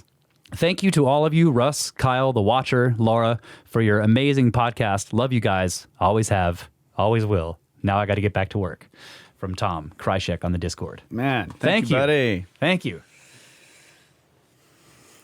Wow. Right in the feels there at the end, buddy. Oh, yeah. Warm and fuzzies? What was it you said? Not used to feeling the warm and fuzzies beneath my scales. Did I say that? Yeah. Yeah. Okay. So this is a comment. All right, we're getting caught up here. We're almost caught up. Yeah. Where we're getting cowed up in here? Yeah, caught up. Cowed This is from Undefined Protein.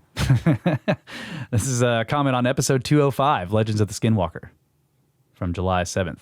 Great topic this episode. I live in New Mexico and have native ties to the Navajo. I thought I had studied these topics, but on par, you guys have expanded my mind. Snakes! So yeah, that was...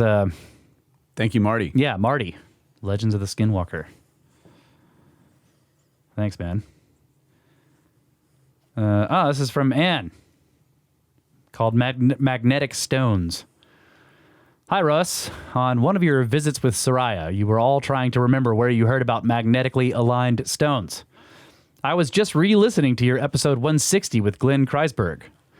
At 1 hour, 41 minutes, and 51 seconds, you start discussing magnetic readings in the Northeast U.S., and he mentions John Burke, who researched this and wrote a book, Seed of Knowledge, Stone of Plenty. He said it the other way around, but I Googled the book. So Glenn said the stones at Karnak are in the book as being aligned, which is what Soraya thought. That's what I said.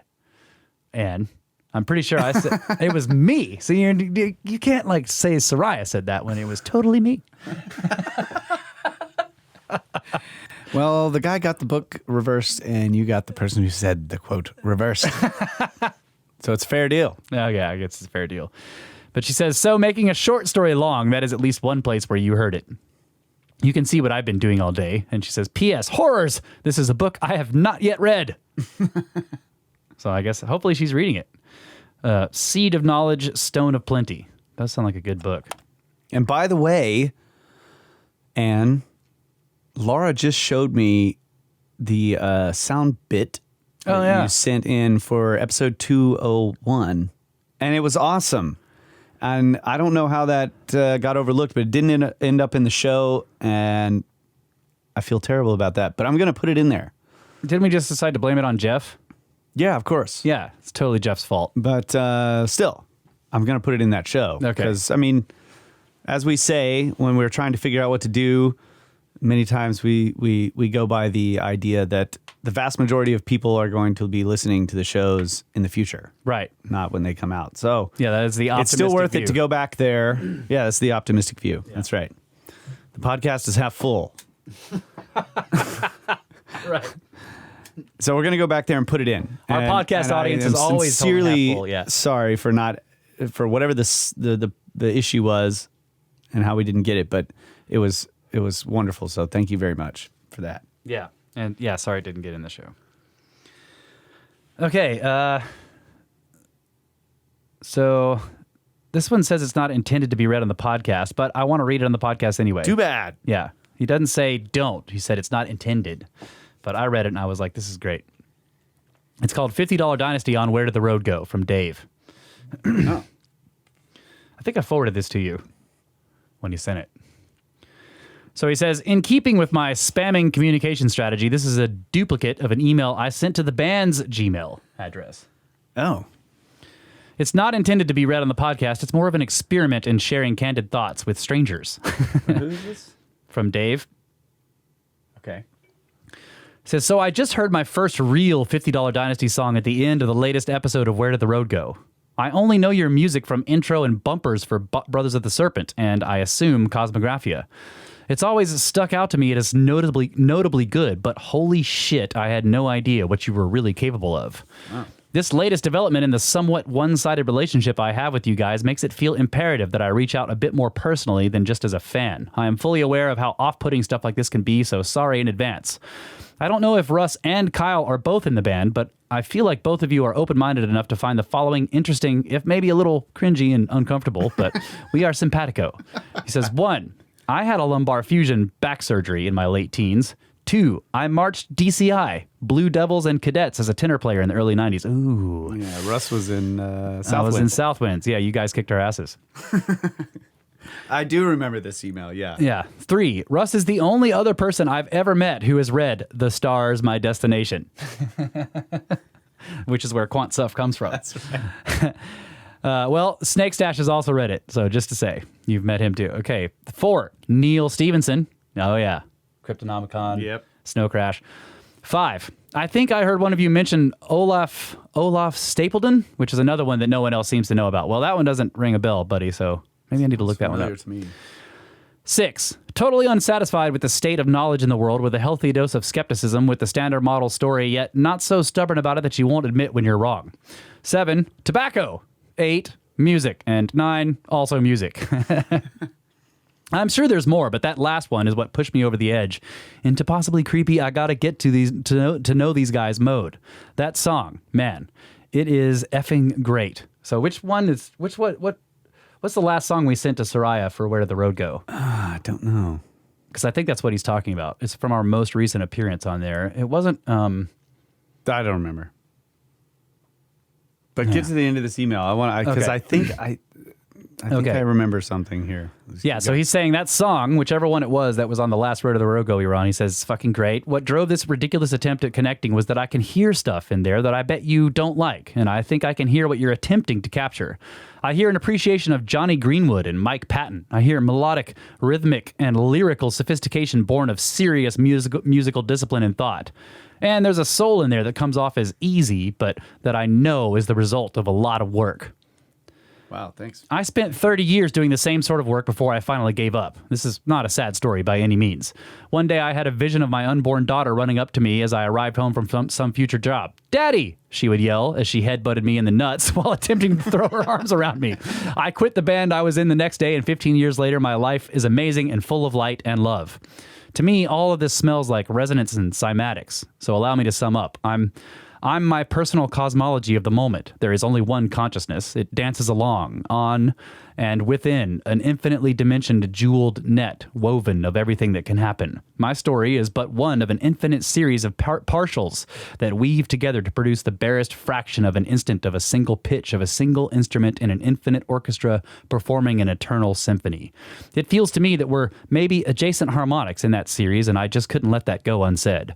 I don't know what I expect to happen from sharing it, but that's what makes life fun. As evidence for the musical thing, here's a link to the closest I ever came to the ideal musically. That's it. Yeah. Yeah. And he says, the only thing I didn't do on that album was sing and play guitar. He says, you guys are in a different league, but I hope that you can hear what I imagine is there. If not, oh well, the worst that happens is you get another weird email from another weirdo Brothers of the Serpent fan. Here's hoping that this didn't creep you out, and thanks for, I don't know, existing? Whatever. Dave. Matt, thank you so much, buddy. I did check that music out. That's what I was like, when you were reading the email, I'm like, I do remember this. And I think he gave a link to the music, and I went and listened to it, and it was badass. It was good stuff. So, yeah, man. Cool. And yeah, you're right. There's always things you're not really happy with and didn't get it exactly the way you want. But right. It's kind of weird how in some cases you go back and listen to something that you made a long time ago and you're like, damn. Yeah. Like we captured something, you know, That's you're true. no longer listening to all the things that that were not right. Right, yeah. And you're now you're listening just to hearing it and you're like, wow. the idea, and you're this like, is man, cool. we captured something really good here.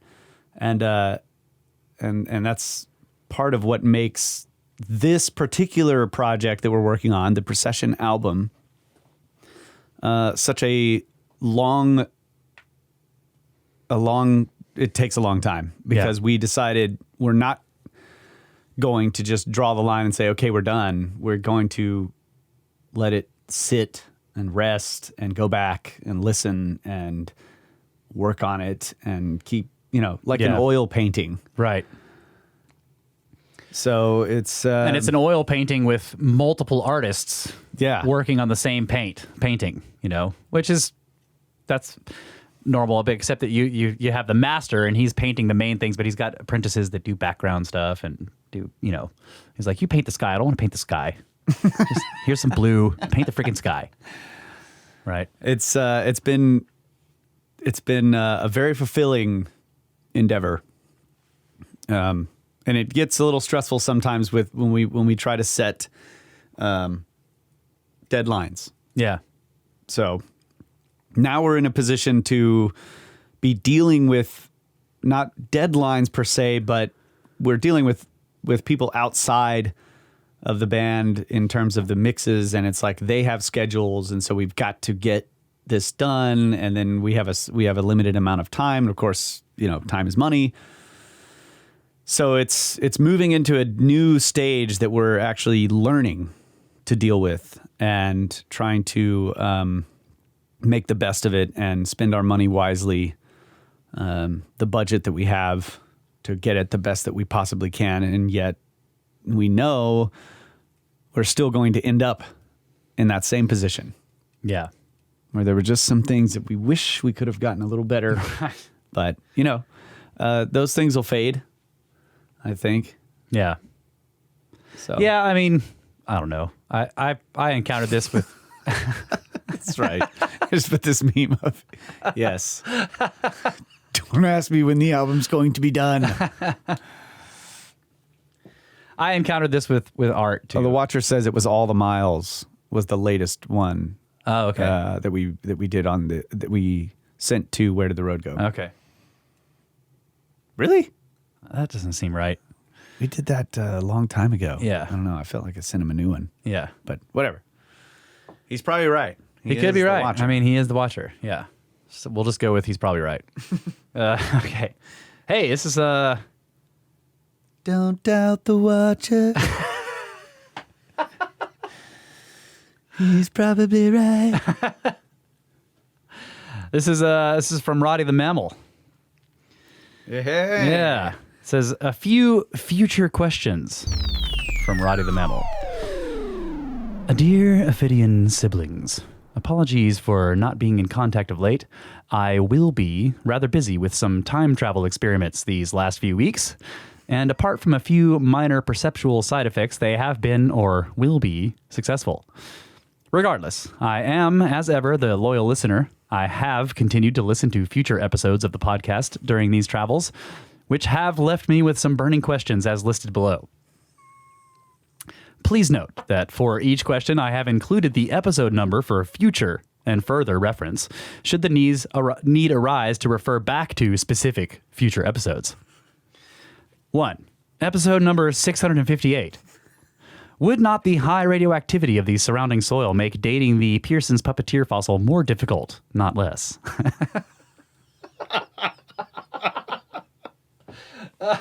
Great Larry Niven reference there. Number 2, episode 986. Since all ancient Barsoomian pyramids are 5-sided, wouldn't that suggest that ancient Martian civilizations had little to no influence on ancient Egypt? Oh, another reference to good old sci-fi, Barsoom. Number 3, episode 1066. Given that Oumuamua is returning to our solar system, can we really say this is first contact event with alien intelligence?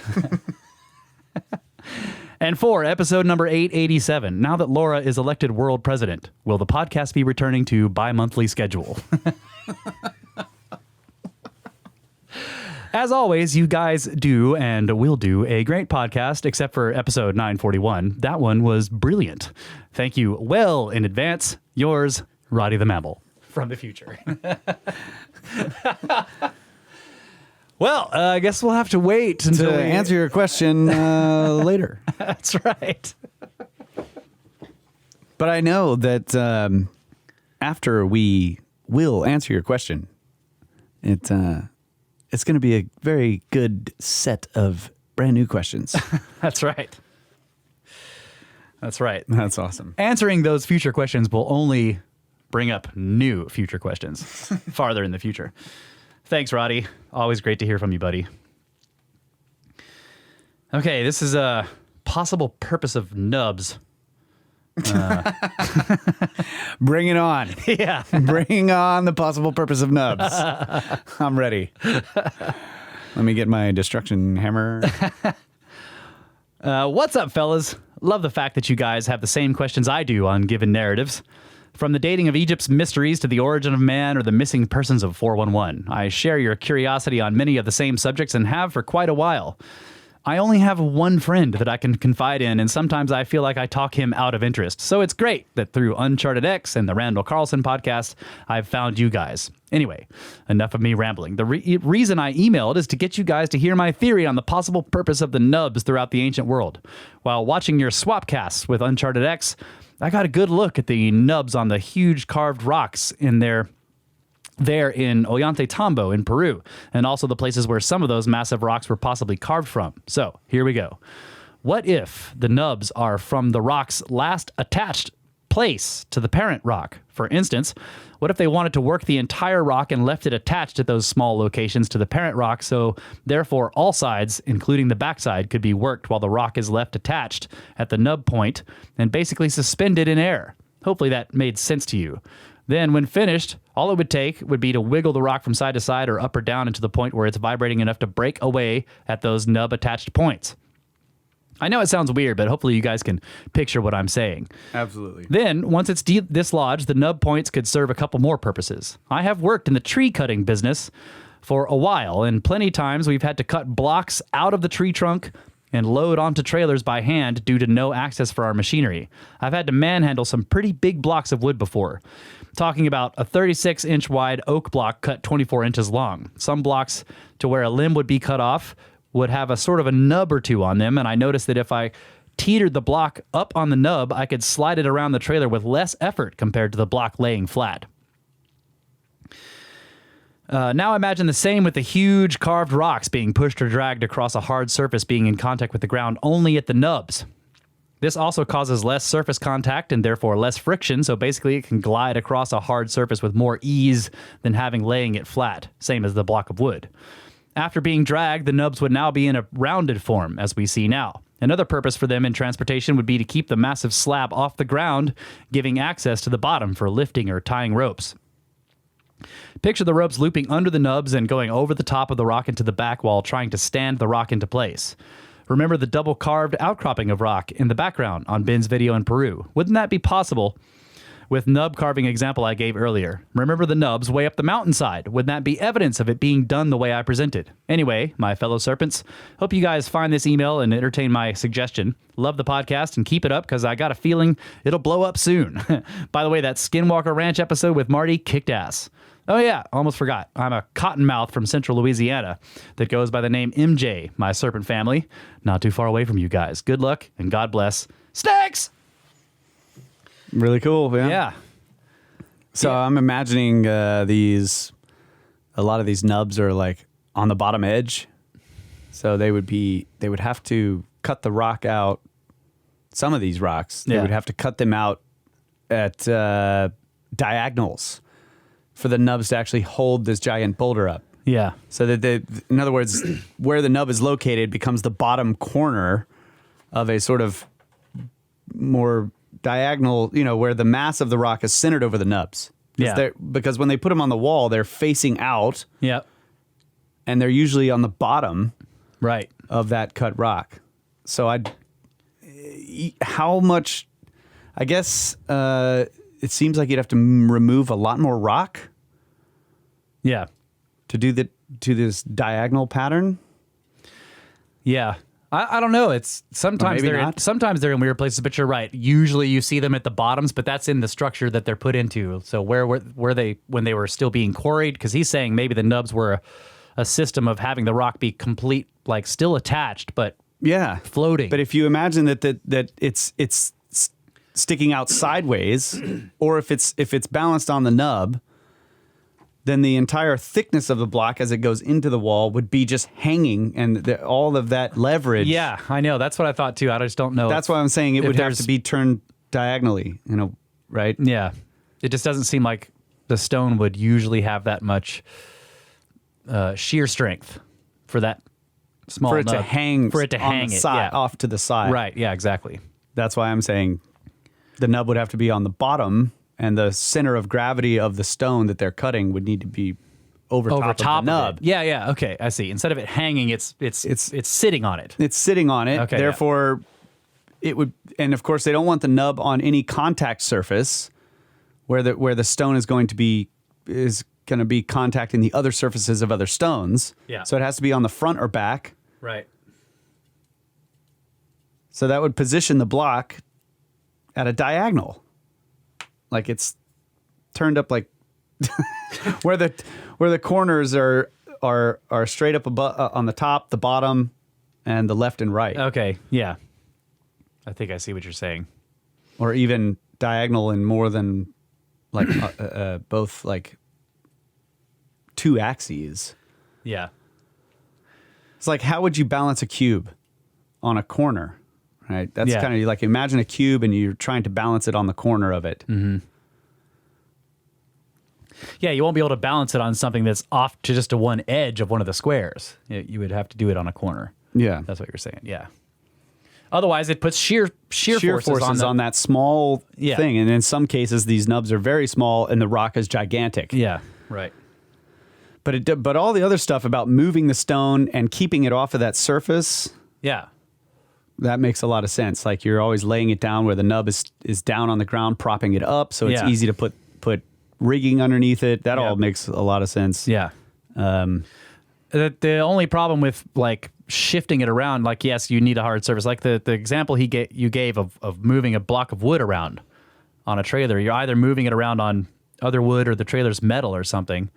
So the surface you're moving it on is as strong as or stronger than the thing that you're moving it around on. Because if you've got stone and you're shifting it around on a surface that's soft, that nub isn't going to help you.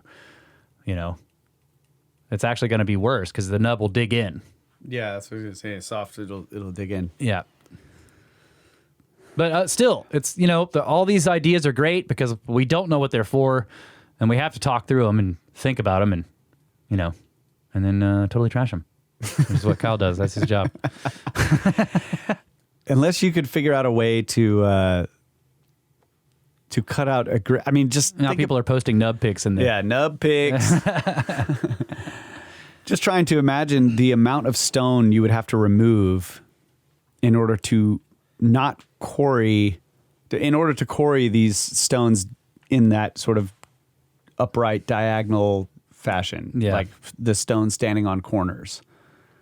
You couldn't get it out unless you removed enough material on the sides for the widest part, which would be these two corners jutting out to the left and right.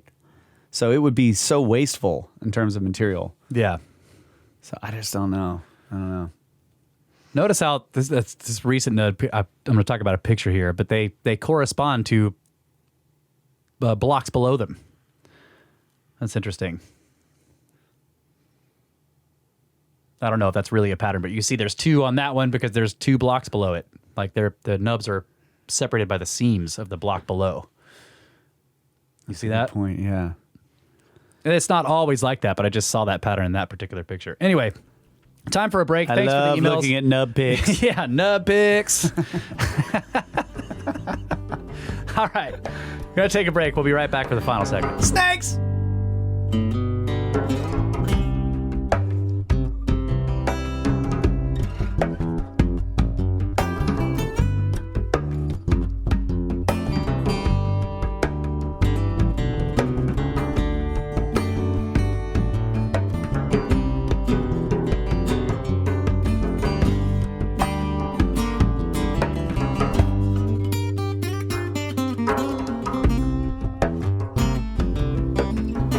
Welcome back, Brothers of the Serpent podcast, last segment of the Communications Sode, where you can feel safe that you can send emails and talk about topics where you will not be banished from the land for discussing.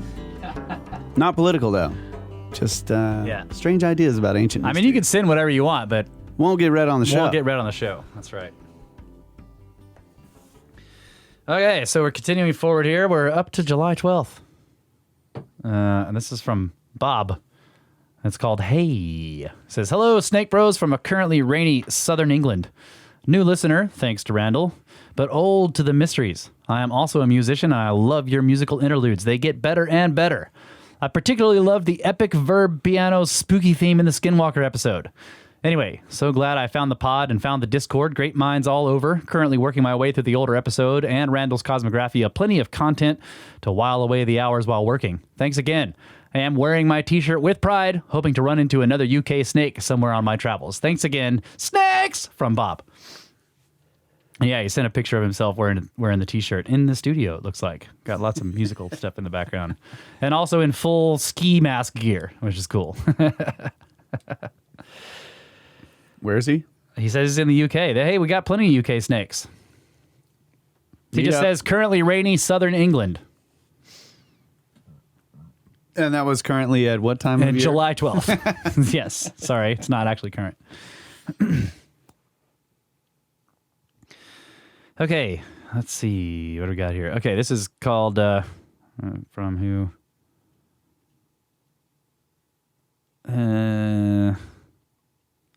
Lord Condoin on the Discord, what he says. So he says, okay, dear Snake Bros. Okay, it's called, I'm probably 99.99999% wrong. Dear Snake Bros, I do consent to the reading of this message to whomever you deem worthy. I love your show, guys. Started listening to your podcast in late 2019, having followed the forbidden path from Joe Rogan to Randall to you and onward to Ben and Soraya and Darren and the likes, but have stayed faithful to you, my snake brothers from different mothers. Banished! Your show has expanded my brain, 33%, of course, and then blown it up. Cue the mind-blown sound effect. Where is that at? There it is. Yeah, he said cue it, Kyle, but I did it. Sorry, bud. Yeah. I am from the Great White North on the 46th parallel in New Brunswick, Canada, and I am a self-employed electrical contractor. I spend a considerable amount of time traveling between jobs some days and have binge listened to all of your episodes. I have also helped others peer down the rabbit hole, and as such, we have had some pretty crazy conversations on the job sites and get a lot of stares and eye rolling. Kyle read an article on episode 205 referring to the size of the inner cores of the terrestrial planets in relation to their mass and proximity to the sun and its magnetism. That got me thinking that if the size of the planet's core is relative in size to its distance from the sun, wouldn't it stand to reason that Venus's core, which is approximately 1/3 of its mass, should actually be smaller than Mars's core, which is approximately 1/4 of its mass, if in fact Venus is the ejected core of Jupiter, as explained by Velikovsky?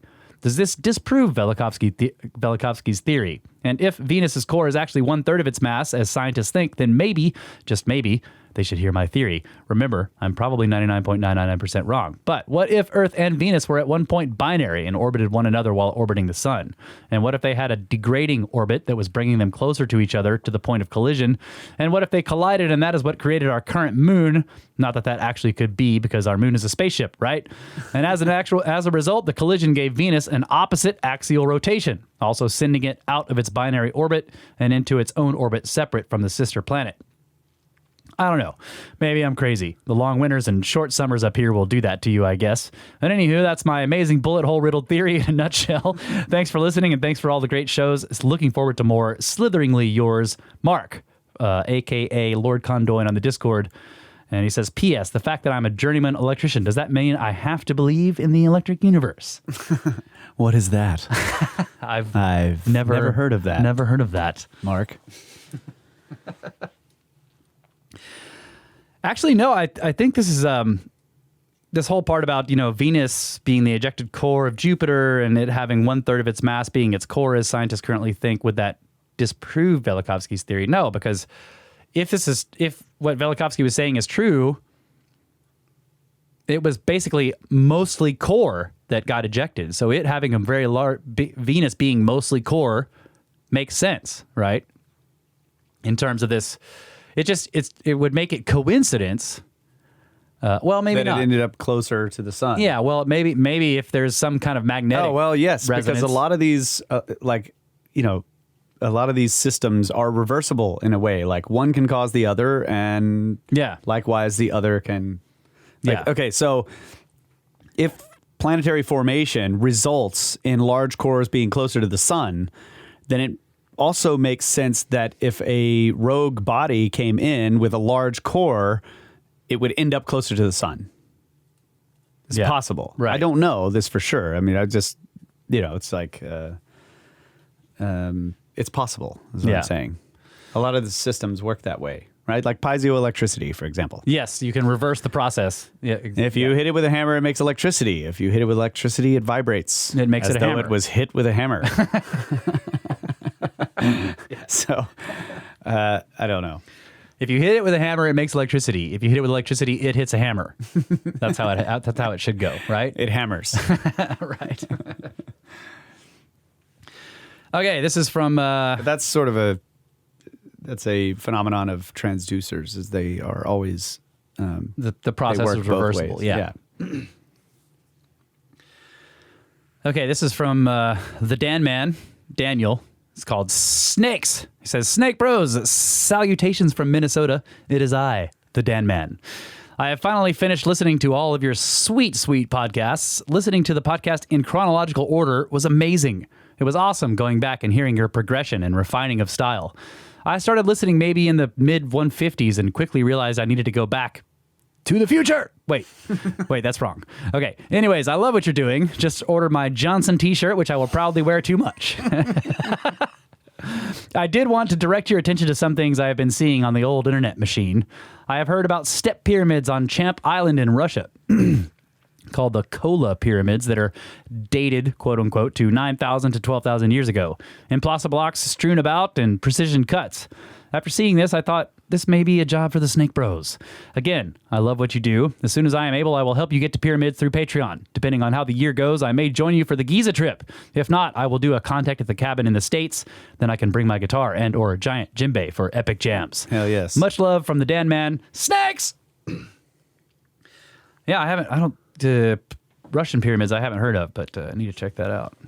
I'm glad you got the Johnson t-shirt. That's great. Supporting Jeff there. And yeah, I'd love to see you on a trip. Contact at the cabin or Giza. That'd be great. Thanks, buddy. Another one from Anne called Iron. It says, interesting light on the origin of myth or quant stuff. I remember rural knowledge passed along that you need to pound nails into the ground around a tree to make it grow. This only helps if the soil is deficient in iron, if you are into science, but a mystical ritual otherwise, and probably a good way to get tetanus years later. As always, love from Ann. I'm not sure. Are you mistaking this for tree spiking? Which was a way to let trees keep growing. Yeah. Pound nails into the ground around a tree to make it grow. Interesting. Yeah, the tree spiking thing was a joke. Yeah. But, yeah, we had talked about chelated. Yeah. Iron deficiency, yeah. Yeah. And I mispronounced or gave it the wrong name, whatever Right. it was. That's right. I saw that conversation. Along with Oslo. That was the most recent blunder. Yeah. My dyslexia kicked in Oh, well. last episode. Also. Every time I saw it that way. Also in Norway. All right, this is from Robin. It's called Thanks from the Scablands. Hey, gang. Not that there's anything too interesting here to read on the show, but appreciate not mentioning the company name. Okay, I will not. It says, I had to reach out to say how much I appreciate the show and your commitment to keeping episodes coming. Crazy work ethic to do all the stuff you guys do. The shows have become a part of my life, and I really look forward to them. I farm a bunch of fruit all over here in the channeled Scablands of Washington State. Wow. If there is something you guys think I might be able to help with on your next trip out here, let me know. It'll be a professional courtesy since you guys are orchardists too.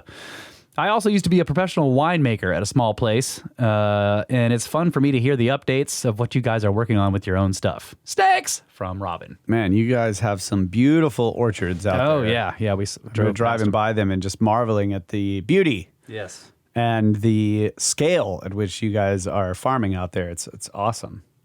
Yeah. Very well, very well kept. Yeah. I can pass that on to Brad. He's the one that handles possible connections and stuff like that with people who do live out there. So I'll see what he says. Okay, this is from Evan for episode 207. It said, brothers, you guys are dynamite. Just finished episode 207. About halfway through the show, my edible kicked in.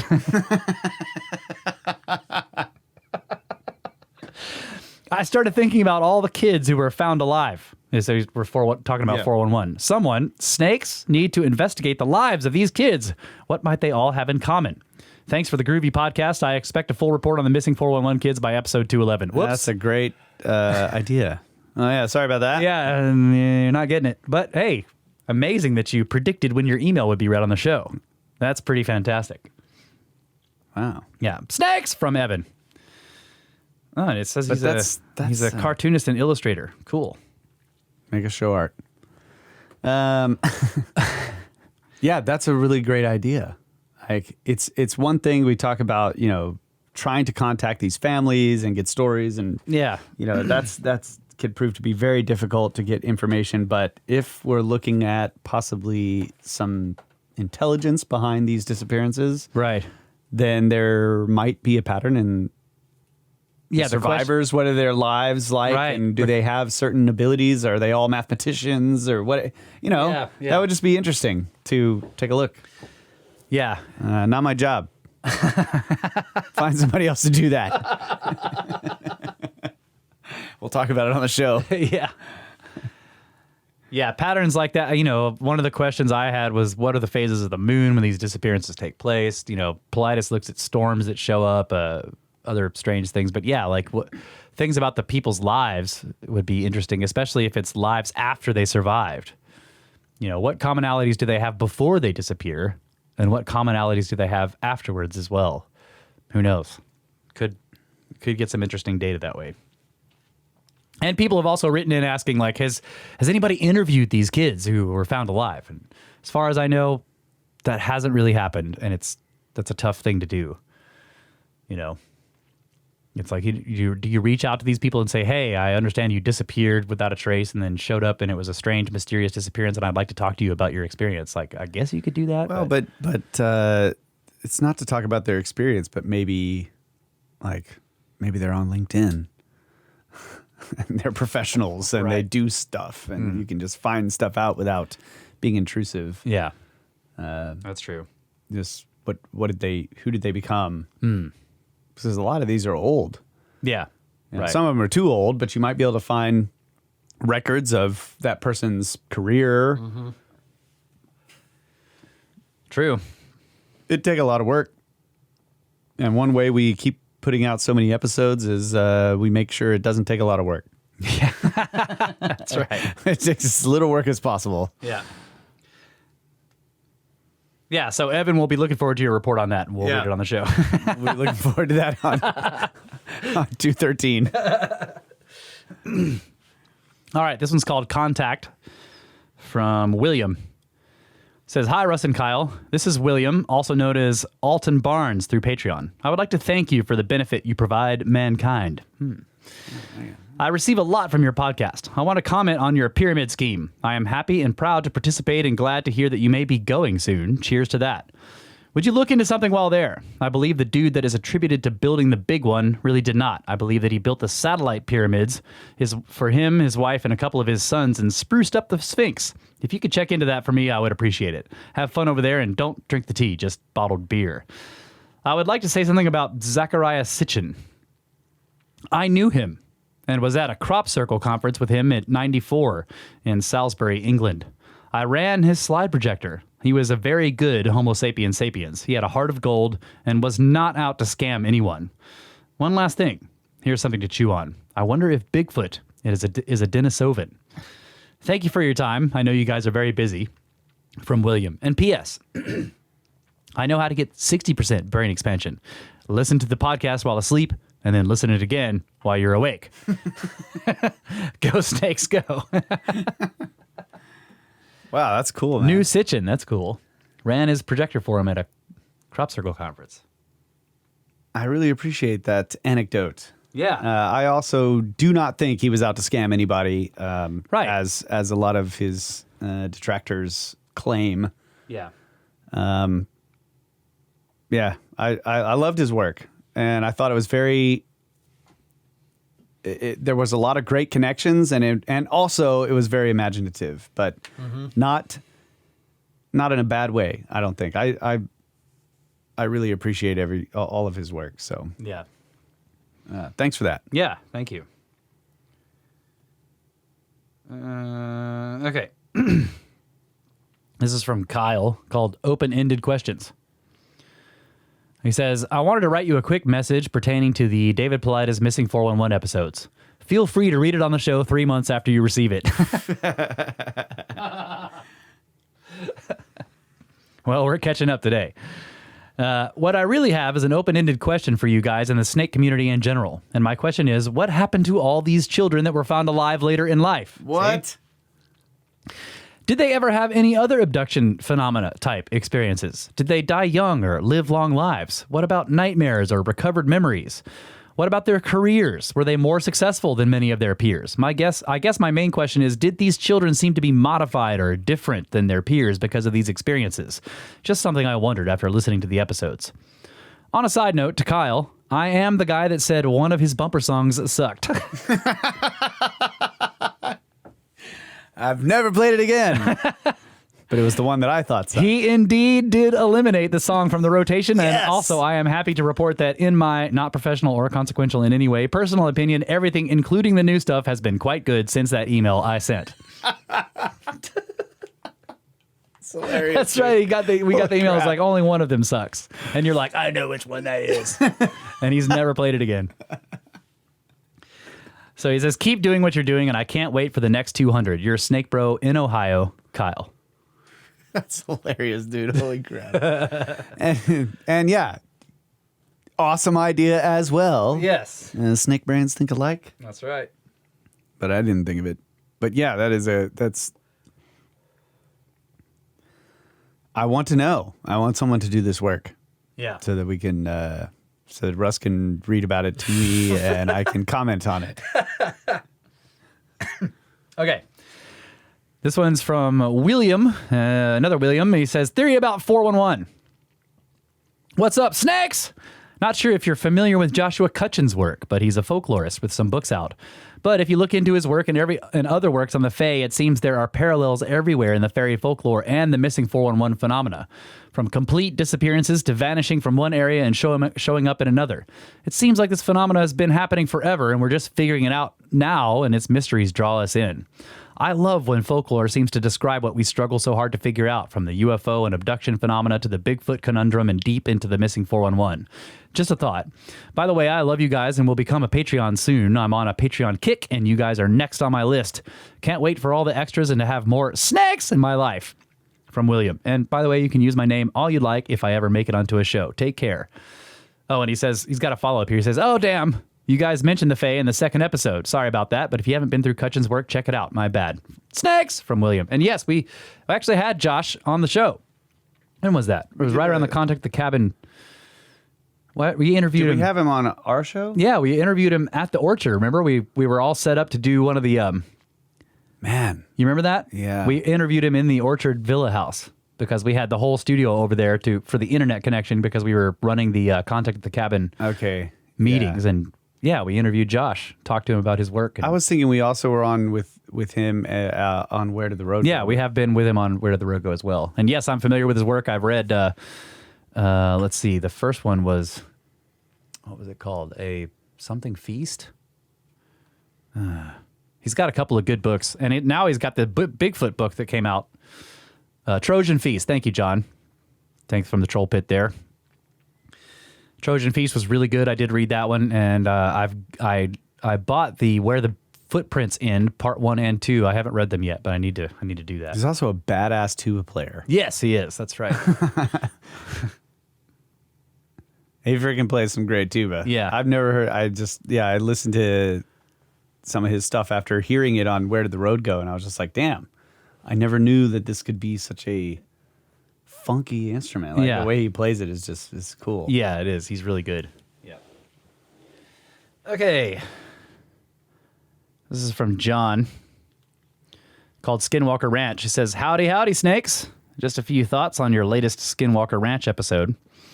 Have you listened to the Astonishing Legends podcast on Skinwalker Ranch yet? Well worth your time, and good lord, it does take your time. Pretty long, very good, in-depth dive, but without your snake-like wit and consistently epic number music. Lastly, on floating orbs, have you seen the movie Annihilation? Not a terrible movie. I digress. The book series it is based off of is very good, and it is not a long read. I say it is, but it's 3, so the trilogy doesn't take too long. In short, there is a light phenomena that takes place due to experiments on an ancient lighthouse lens that leads to a sickness in an area of the coast. This is reminiscent of The Color Out of Space by H.P. Lovecraft. The talk of lights and floating orbs made me think back on this book. Don't have any profound connections other than the light, but I love the idea that light can do more than illuminate and could possibly be manipulated into opening realms or new levels of reality or something like that. I know you get billions of book recommendations and probably get sent more books than you care to admit, but if the Annihilation books strike your fancy, I can send you a copy. Keep kicking ass.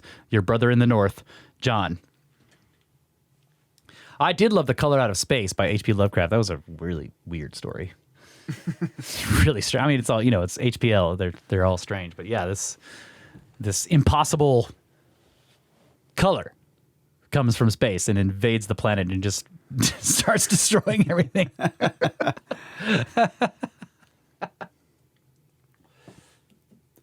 I think I'll look into this. What's it called? The Annihilation. I'll look into it. Yeah, I think I got too far down the rabbit hole of the materialist physicist explanation for light to really just I don't know. I just don't. I guess I don't know. I correlate it to sound. So yeah, you could do things with it that does really cool stuff emotionally, spiritually. But can it actually open a portal? Can it? Yeah, I don't know. Yeah. I mean, I guess maybe it's certain energies. I don't know how portals work. So yeah, I have no idea, but I just think of it as vibrations, man. You got to raise your vibrations. Right. Okay. Says regarding episode 49 from Susan. Brothers of the Serpent, you guys do a great job. I introduced you to my brother, and he loves your podcast. I love archaeology so much that my husband tried to get me on a job site to help with a dig. I would have done any job just to be on a dig. Unfortunately, I would have had to have paid $12,000, and I would have loved to have done it, but no way. My brother and I grew up with parents that had unlimited curiosity. My father was a photographer of human interest, so he spent the time chasing subject matter all over the country. He and my mom loved archaeological mysteries, so wherever we were going, we investigated whatever mysteries my father could find. Man, that's cool. That's awesome. We even dug out dinosaur tracks in the panhandle of Oklahoma in the middle of the summer in 100-degree weather. I have a postcard with pictures of the tracks we found. Sorry about being long-winded, but I'm going back to the first podcast, and I was listening to episode 49. You were discussing Zoroastrians and their religion. Did you know that Freddie Mercury was a Zoroastrian? His family was run out of Iran and then India, and when he died, there was no autopsy because he had to be buried in 24 hours. Wow. Keep up the great work, from Susan. I did not know that. Yeah. That is that is one of the main reasons we use the analogy for medical textbooks. Yeah. Being quant soft. That's right. Is from the Zoroastrian stuff. But the Zendavesta. Yeah. The Zendavesta. Yep. Okay. This is from Karen, who is a Patreon supporter and also was with us on the Scablands trip last time. What's up? It's called My Favorite Podcast. Hi, Russ and Kyle. I mentioned when we were in the Scablands in May just how much I enjoyed your podcast, and in particular, how it's stacked up to other pods I listen to on a variety of topics, including many that are not snake-like in their subject matter. I'm not sure I was entirely articulate about why it is the case that you are my favorite podcast, but I'll try again below because I am finding myself utterly annoyed at the pods that I listen to, and it makes me really appreciate how you guys conduct yourself on both of your shows, Brothers of the Serpent and Cosmographia. It seems to me that many podcasters are in love with the sound of their own voice, particularly when they have guests on. They can't seem to actually engage the guest without talking over them or trying to prove to the guest that they know everything already, and it becomes all about the host and not about the guest or subject at all. So why bring on a guest who is presumably an expert and not let them talk to the audience? You guys do not do this. You have the grace to introduce us to your guests and let them bring their perspective and story. Yeah, sure, sometimes they tell you stuff that you and we already know or that you've already presented in a prior pod, but you don't waste my listening time trying to interrupt them and remind them and the audience that you're some genius on the topic to pump yourself up. Alas, this style is deeply refreshing in this strange podcasting world when it should be the norm, in my opinion. The opposite side of the interruptions and talking over guests that I frequently notice is the loss of control that occurs. It seems to me that some hosts get so focused on the traffic that someone with a following would drive to their pod that they don't care if the interview is actually good or an interview at all. They just want the big name on their feed, so they just let that guest talk, ramble, and or rant incoherently. I've heard many interviews where the host lets the guest go off on some unrelated tangent that isn't even interesting or related to the published title or even the subject matter of the podcast in general. You guys don't seem to have this problem. Maybe you just engage with and or prep your guests better. I think you're brilliant. Hell, I imagine you both even fancy yourselves as pretty smart and talented too. But that doesn't come out in the podcast in an arrogant way, and it makes it so much more inviting to people who don't know what y'all know, but are interested in learning more and being part of the community of questioners. Why would anyone want to join a discussion if the host more or less comes across like he or she is an arrogant ass and is castigating the newbies as stupid? That's stupid with 3 O's. Lastly, you have, in my opinion, mastered a delicate balance between the show being about the topic itself and being about you. I mean, you guys certainly bring your humor and personalities and share a lot about the family and the wine and the music and other personal things that make you human and real and likable. But at the same time, you seem to have a great reverence for the conversation and the curiosity of your listeners. You come across as humble, curious, and humorous and not as know-it-all assholes. Man, I guess I'm not doing a good job at being a know-it-all here. You're so much more listenable, if that's a word, than virtually anything else in my feed. I really appreciate the style. I kind of wish you'd take up pods and other topics so I can cancel some of the others I grudgingly still listen to. Even before the Scablands, I felt like you were my friends because you've literally spent hundreds of hours with me in my living room or in my car or on trips, etc. It was a sincere pleasure to meet you in May and have a few days where it was much more interactive. Of all the pods I listen to, I think you're the only hosts that I would like to spend time with outside of the time I spend listening to the podcast. Keep up the amazing work. You guys are truly gifted at this, and I love listening. And Russ is quickly becoming my favorite audiobook voice, too. So I hope more of that is coming soon. Oh, yeah, buddy. Your friend, Karen. Man, thank you so much. We already knew all that stuff that you said. I'm just kidding. Yeah, you're warm right. and fuzzy. I should have done that. I should have interrupted the meme. Like, Karen, we already know all of this. Warm and fuzzy. Thank you so much. Yeah, thank you so much, Karen. Looking forward to the next time we're hanging out in the Scablands again. Yeah, and hey, thank you for the compliments on the audiobook. For people who don't know, I've been posting some attempts at me reading fiction to the Patreon. So if you're interested in hearing that, join the Patreon and you can check them out. So, but yeah, thank you, Karen. Really appreciate all that. And it's interesting to hear a listener kind of from their experience reiterate the stuff that I'm like, yeah, those are part of our goals. You know, like as we learned to podcast, we learned like it can't just be about the subject matter. You know, people also need to get to know us as well. See, this is a big, Brenner was a big factor Brenner in and this. Jeff also. Jeff, when we first started the Discord, Jeff was like, you guys talk about yourselves more. Like, tell us about, what's going on. And Brenner also said it. So it was a great, great advice. And so we do this at the beginning of every show, like what's the agricultural update? What's the rock and roll update? What's going on in our lives? Just to give you a brief bit of, to look in. But mostly we want to talk about pyramids. But still, it's important, I think, for people to understand where we're coming from, that we're builders and, and now farmers. And it kind of gives you a sense of who we are and what we're about. Pancake makers. That's right. White dwarf stars would be fantastic pancake griddles. I remember that. Okay. But yeah, too, with the guests, I remember listening to a Randall Carlson interview. Oh, yes. And I got so annoyed at the way with the host? Yeah, with the host. Yeah. Just being like, whatever. Yeah. The whole time. I'm just like, what? Like, yeah. he sent you like a group hundreds of photos. And, yeah. And I don't know. I just got so annoyed. I'm like, we are not going to do that. We're going to execute the most amazing Randall Carlson interview in the world. And of course we tried, and then we couldn't connect, and we had all these problems. We ended up on the cell phone with the freaking. But anyway, That was still a great show. yeah, it was. Yeah. But yeah, it was. And yeah, you're right. I remember that show, and but Randall still pulls it off. Yeah, because he's he great, pulls it right? off But the and- host, the yeah. whole time, you're like, what is wrong with this guy? Yeah. Yeah. So yeah, it was also from listening to other podcasters who do really good interviews and being like, damn, Yeah. I wish I could come up with questions like that. And then listening to podcasts with people who do really bad interviews and be like, I don't ever want to do that. So it's Right. like learning, just learning from people doing it Yeah. at the same time and trying to do it. That's right. And also the balancing act of let them talk, but keep it on topic. Yeah. Like there's two. It is a balancing act. You don't want to interrupt them all the time, but you don't want to let them.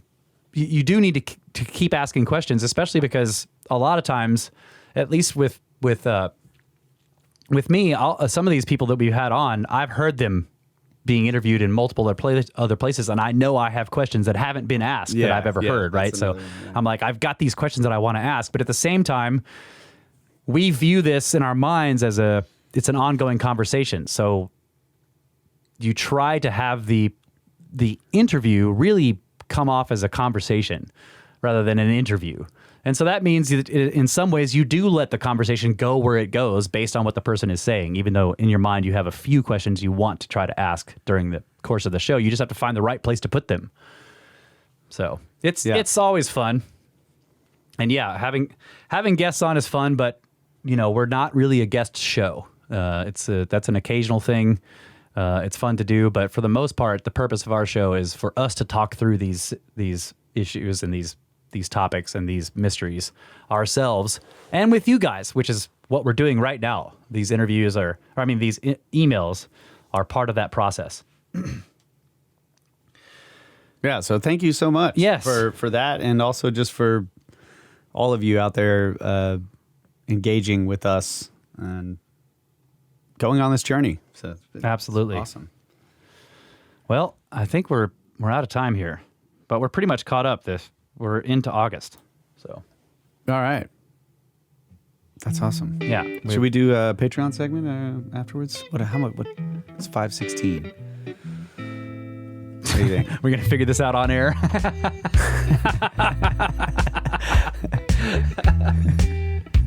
Yeah, we can. We got time, don't we? When do we got Yeah. we got 3 hours. We got time. Yeah. All right, we'll do that.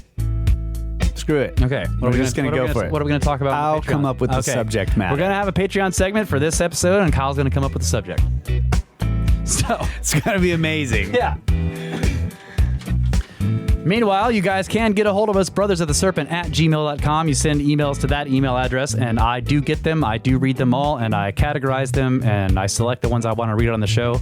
And I have a really hard time discarding any. So, as you heard, we were just trying to catch up to months of emails, and we just about did it. So thanks for all the great emails. And if it doesn't get read on the show, keep sending them in, because eventually I will read them on the show. And website, brothersoftheserpent.com. That's where you can find all the podcast-related stuff, including the SnakeSkins, which is our merchandise store where you can get cool shirts and everything.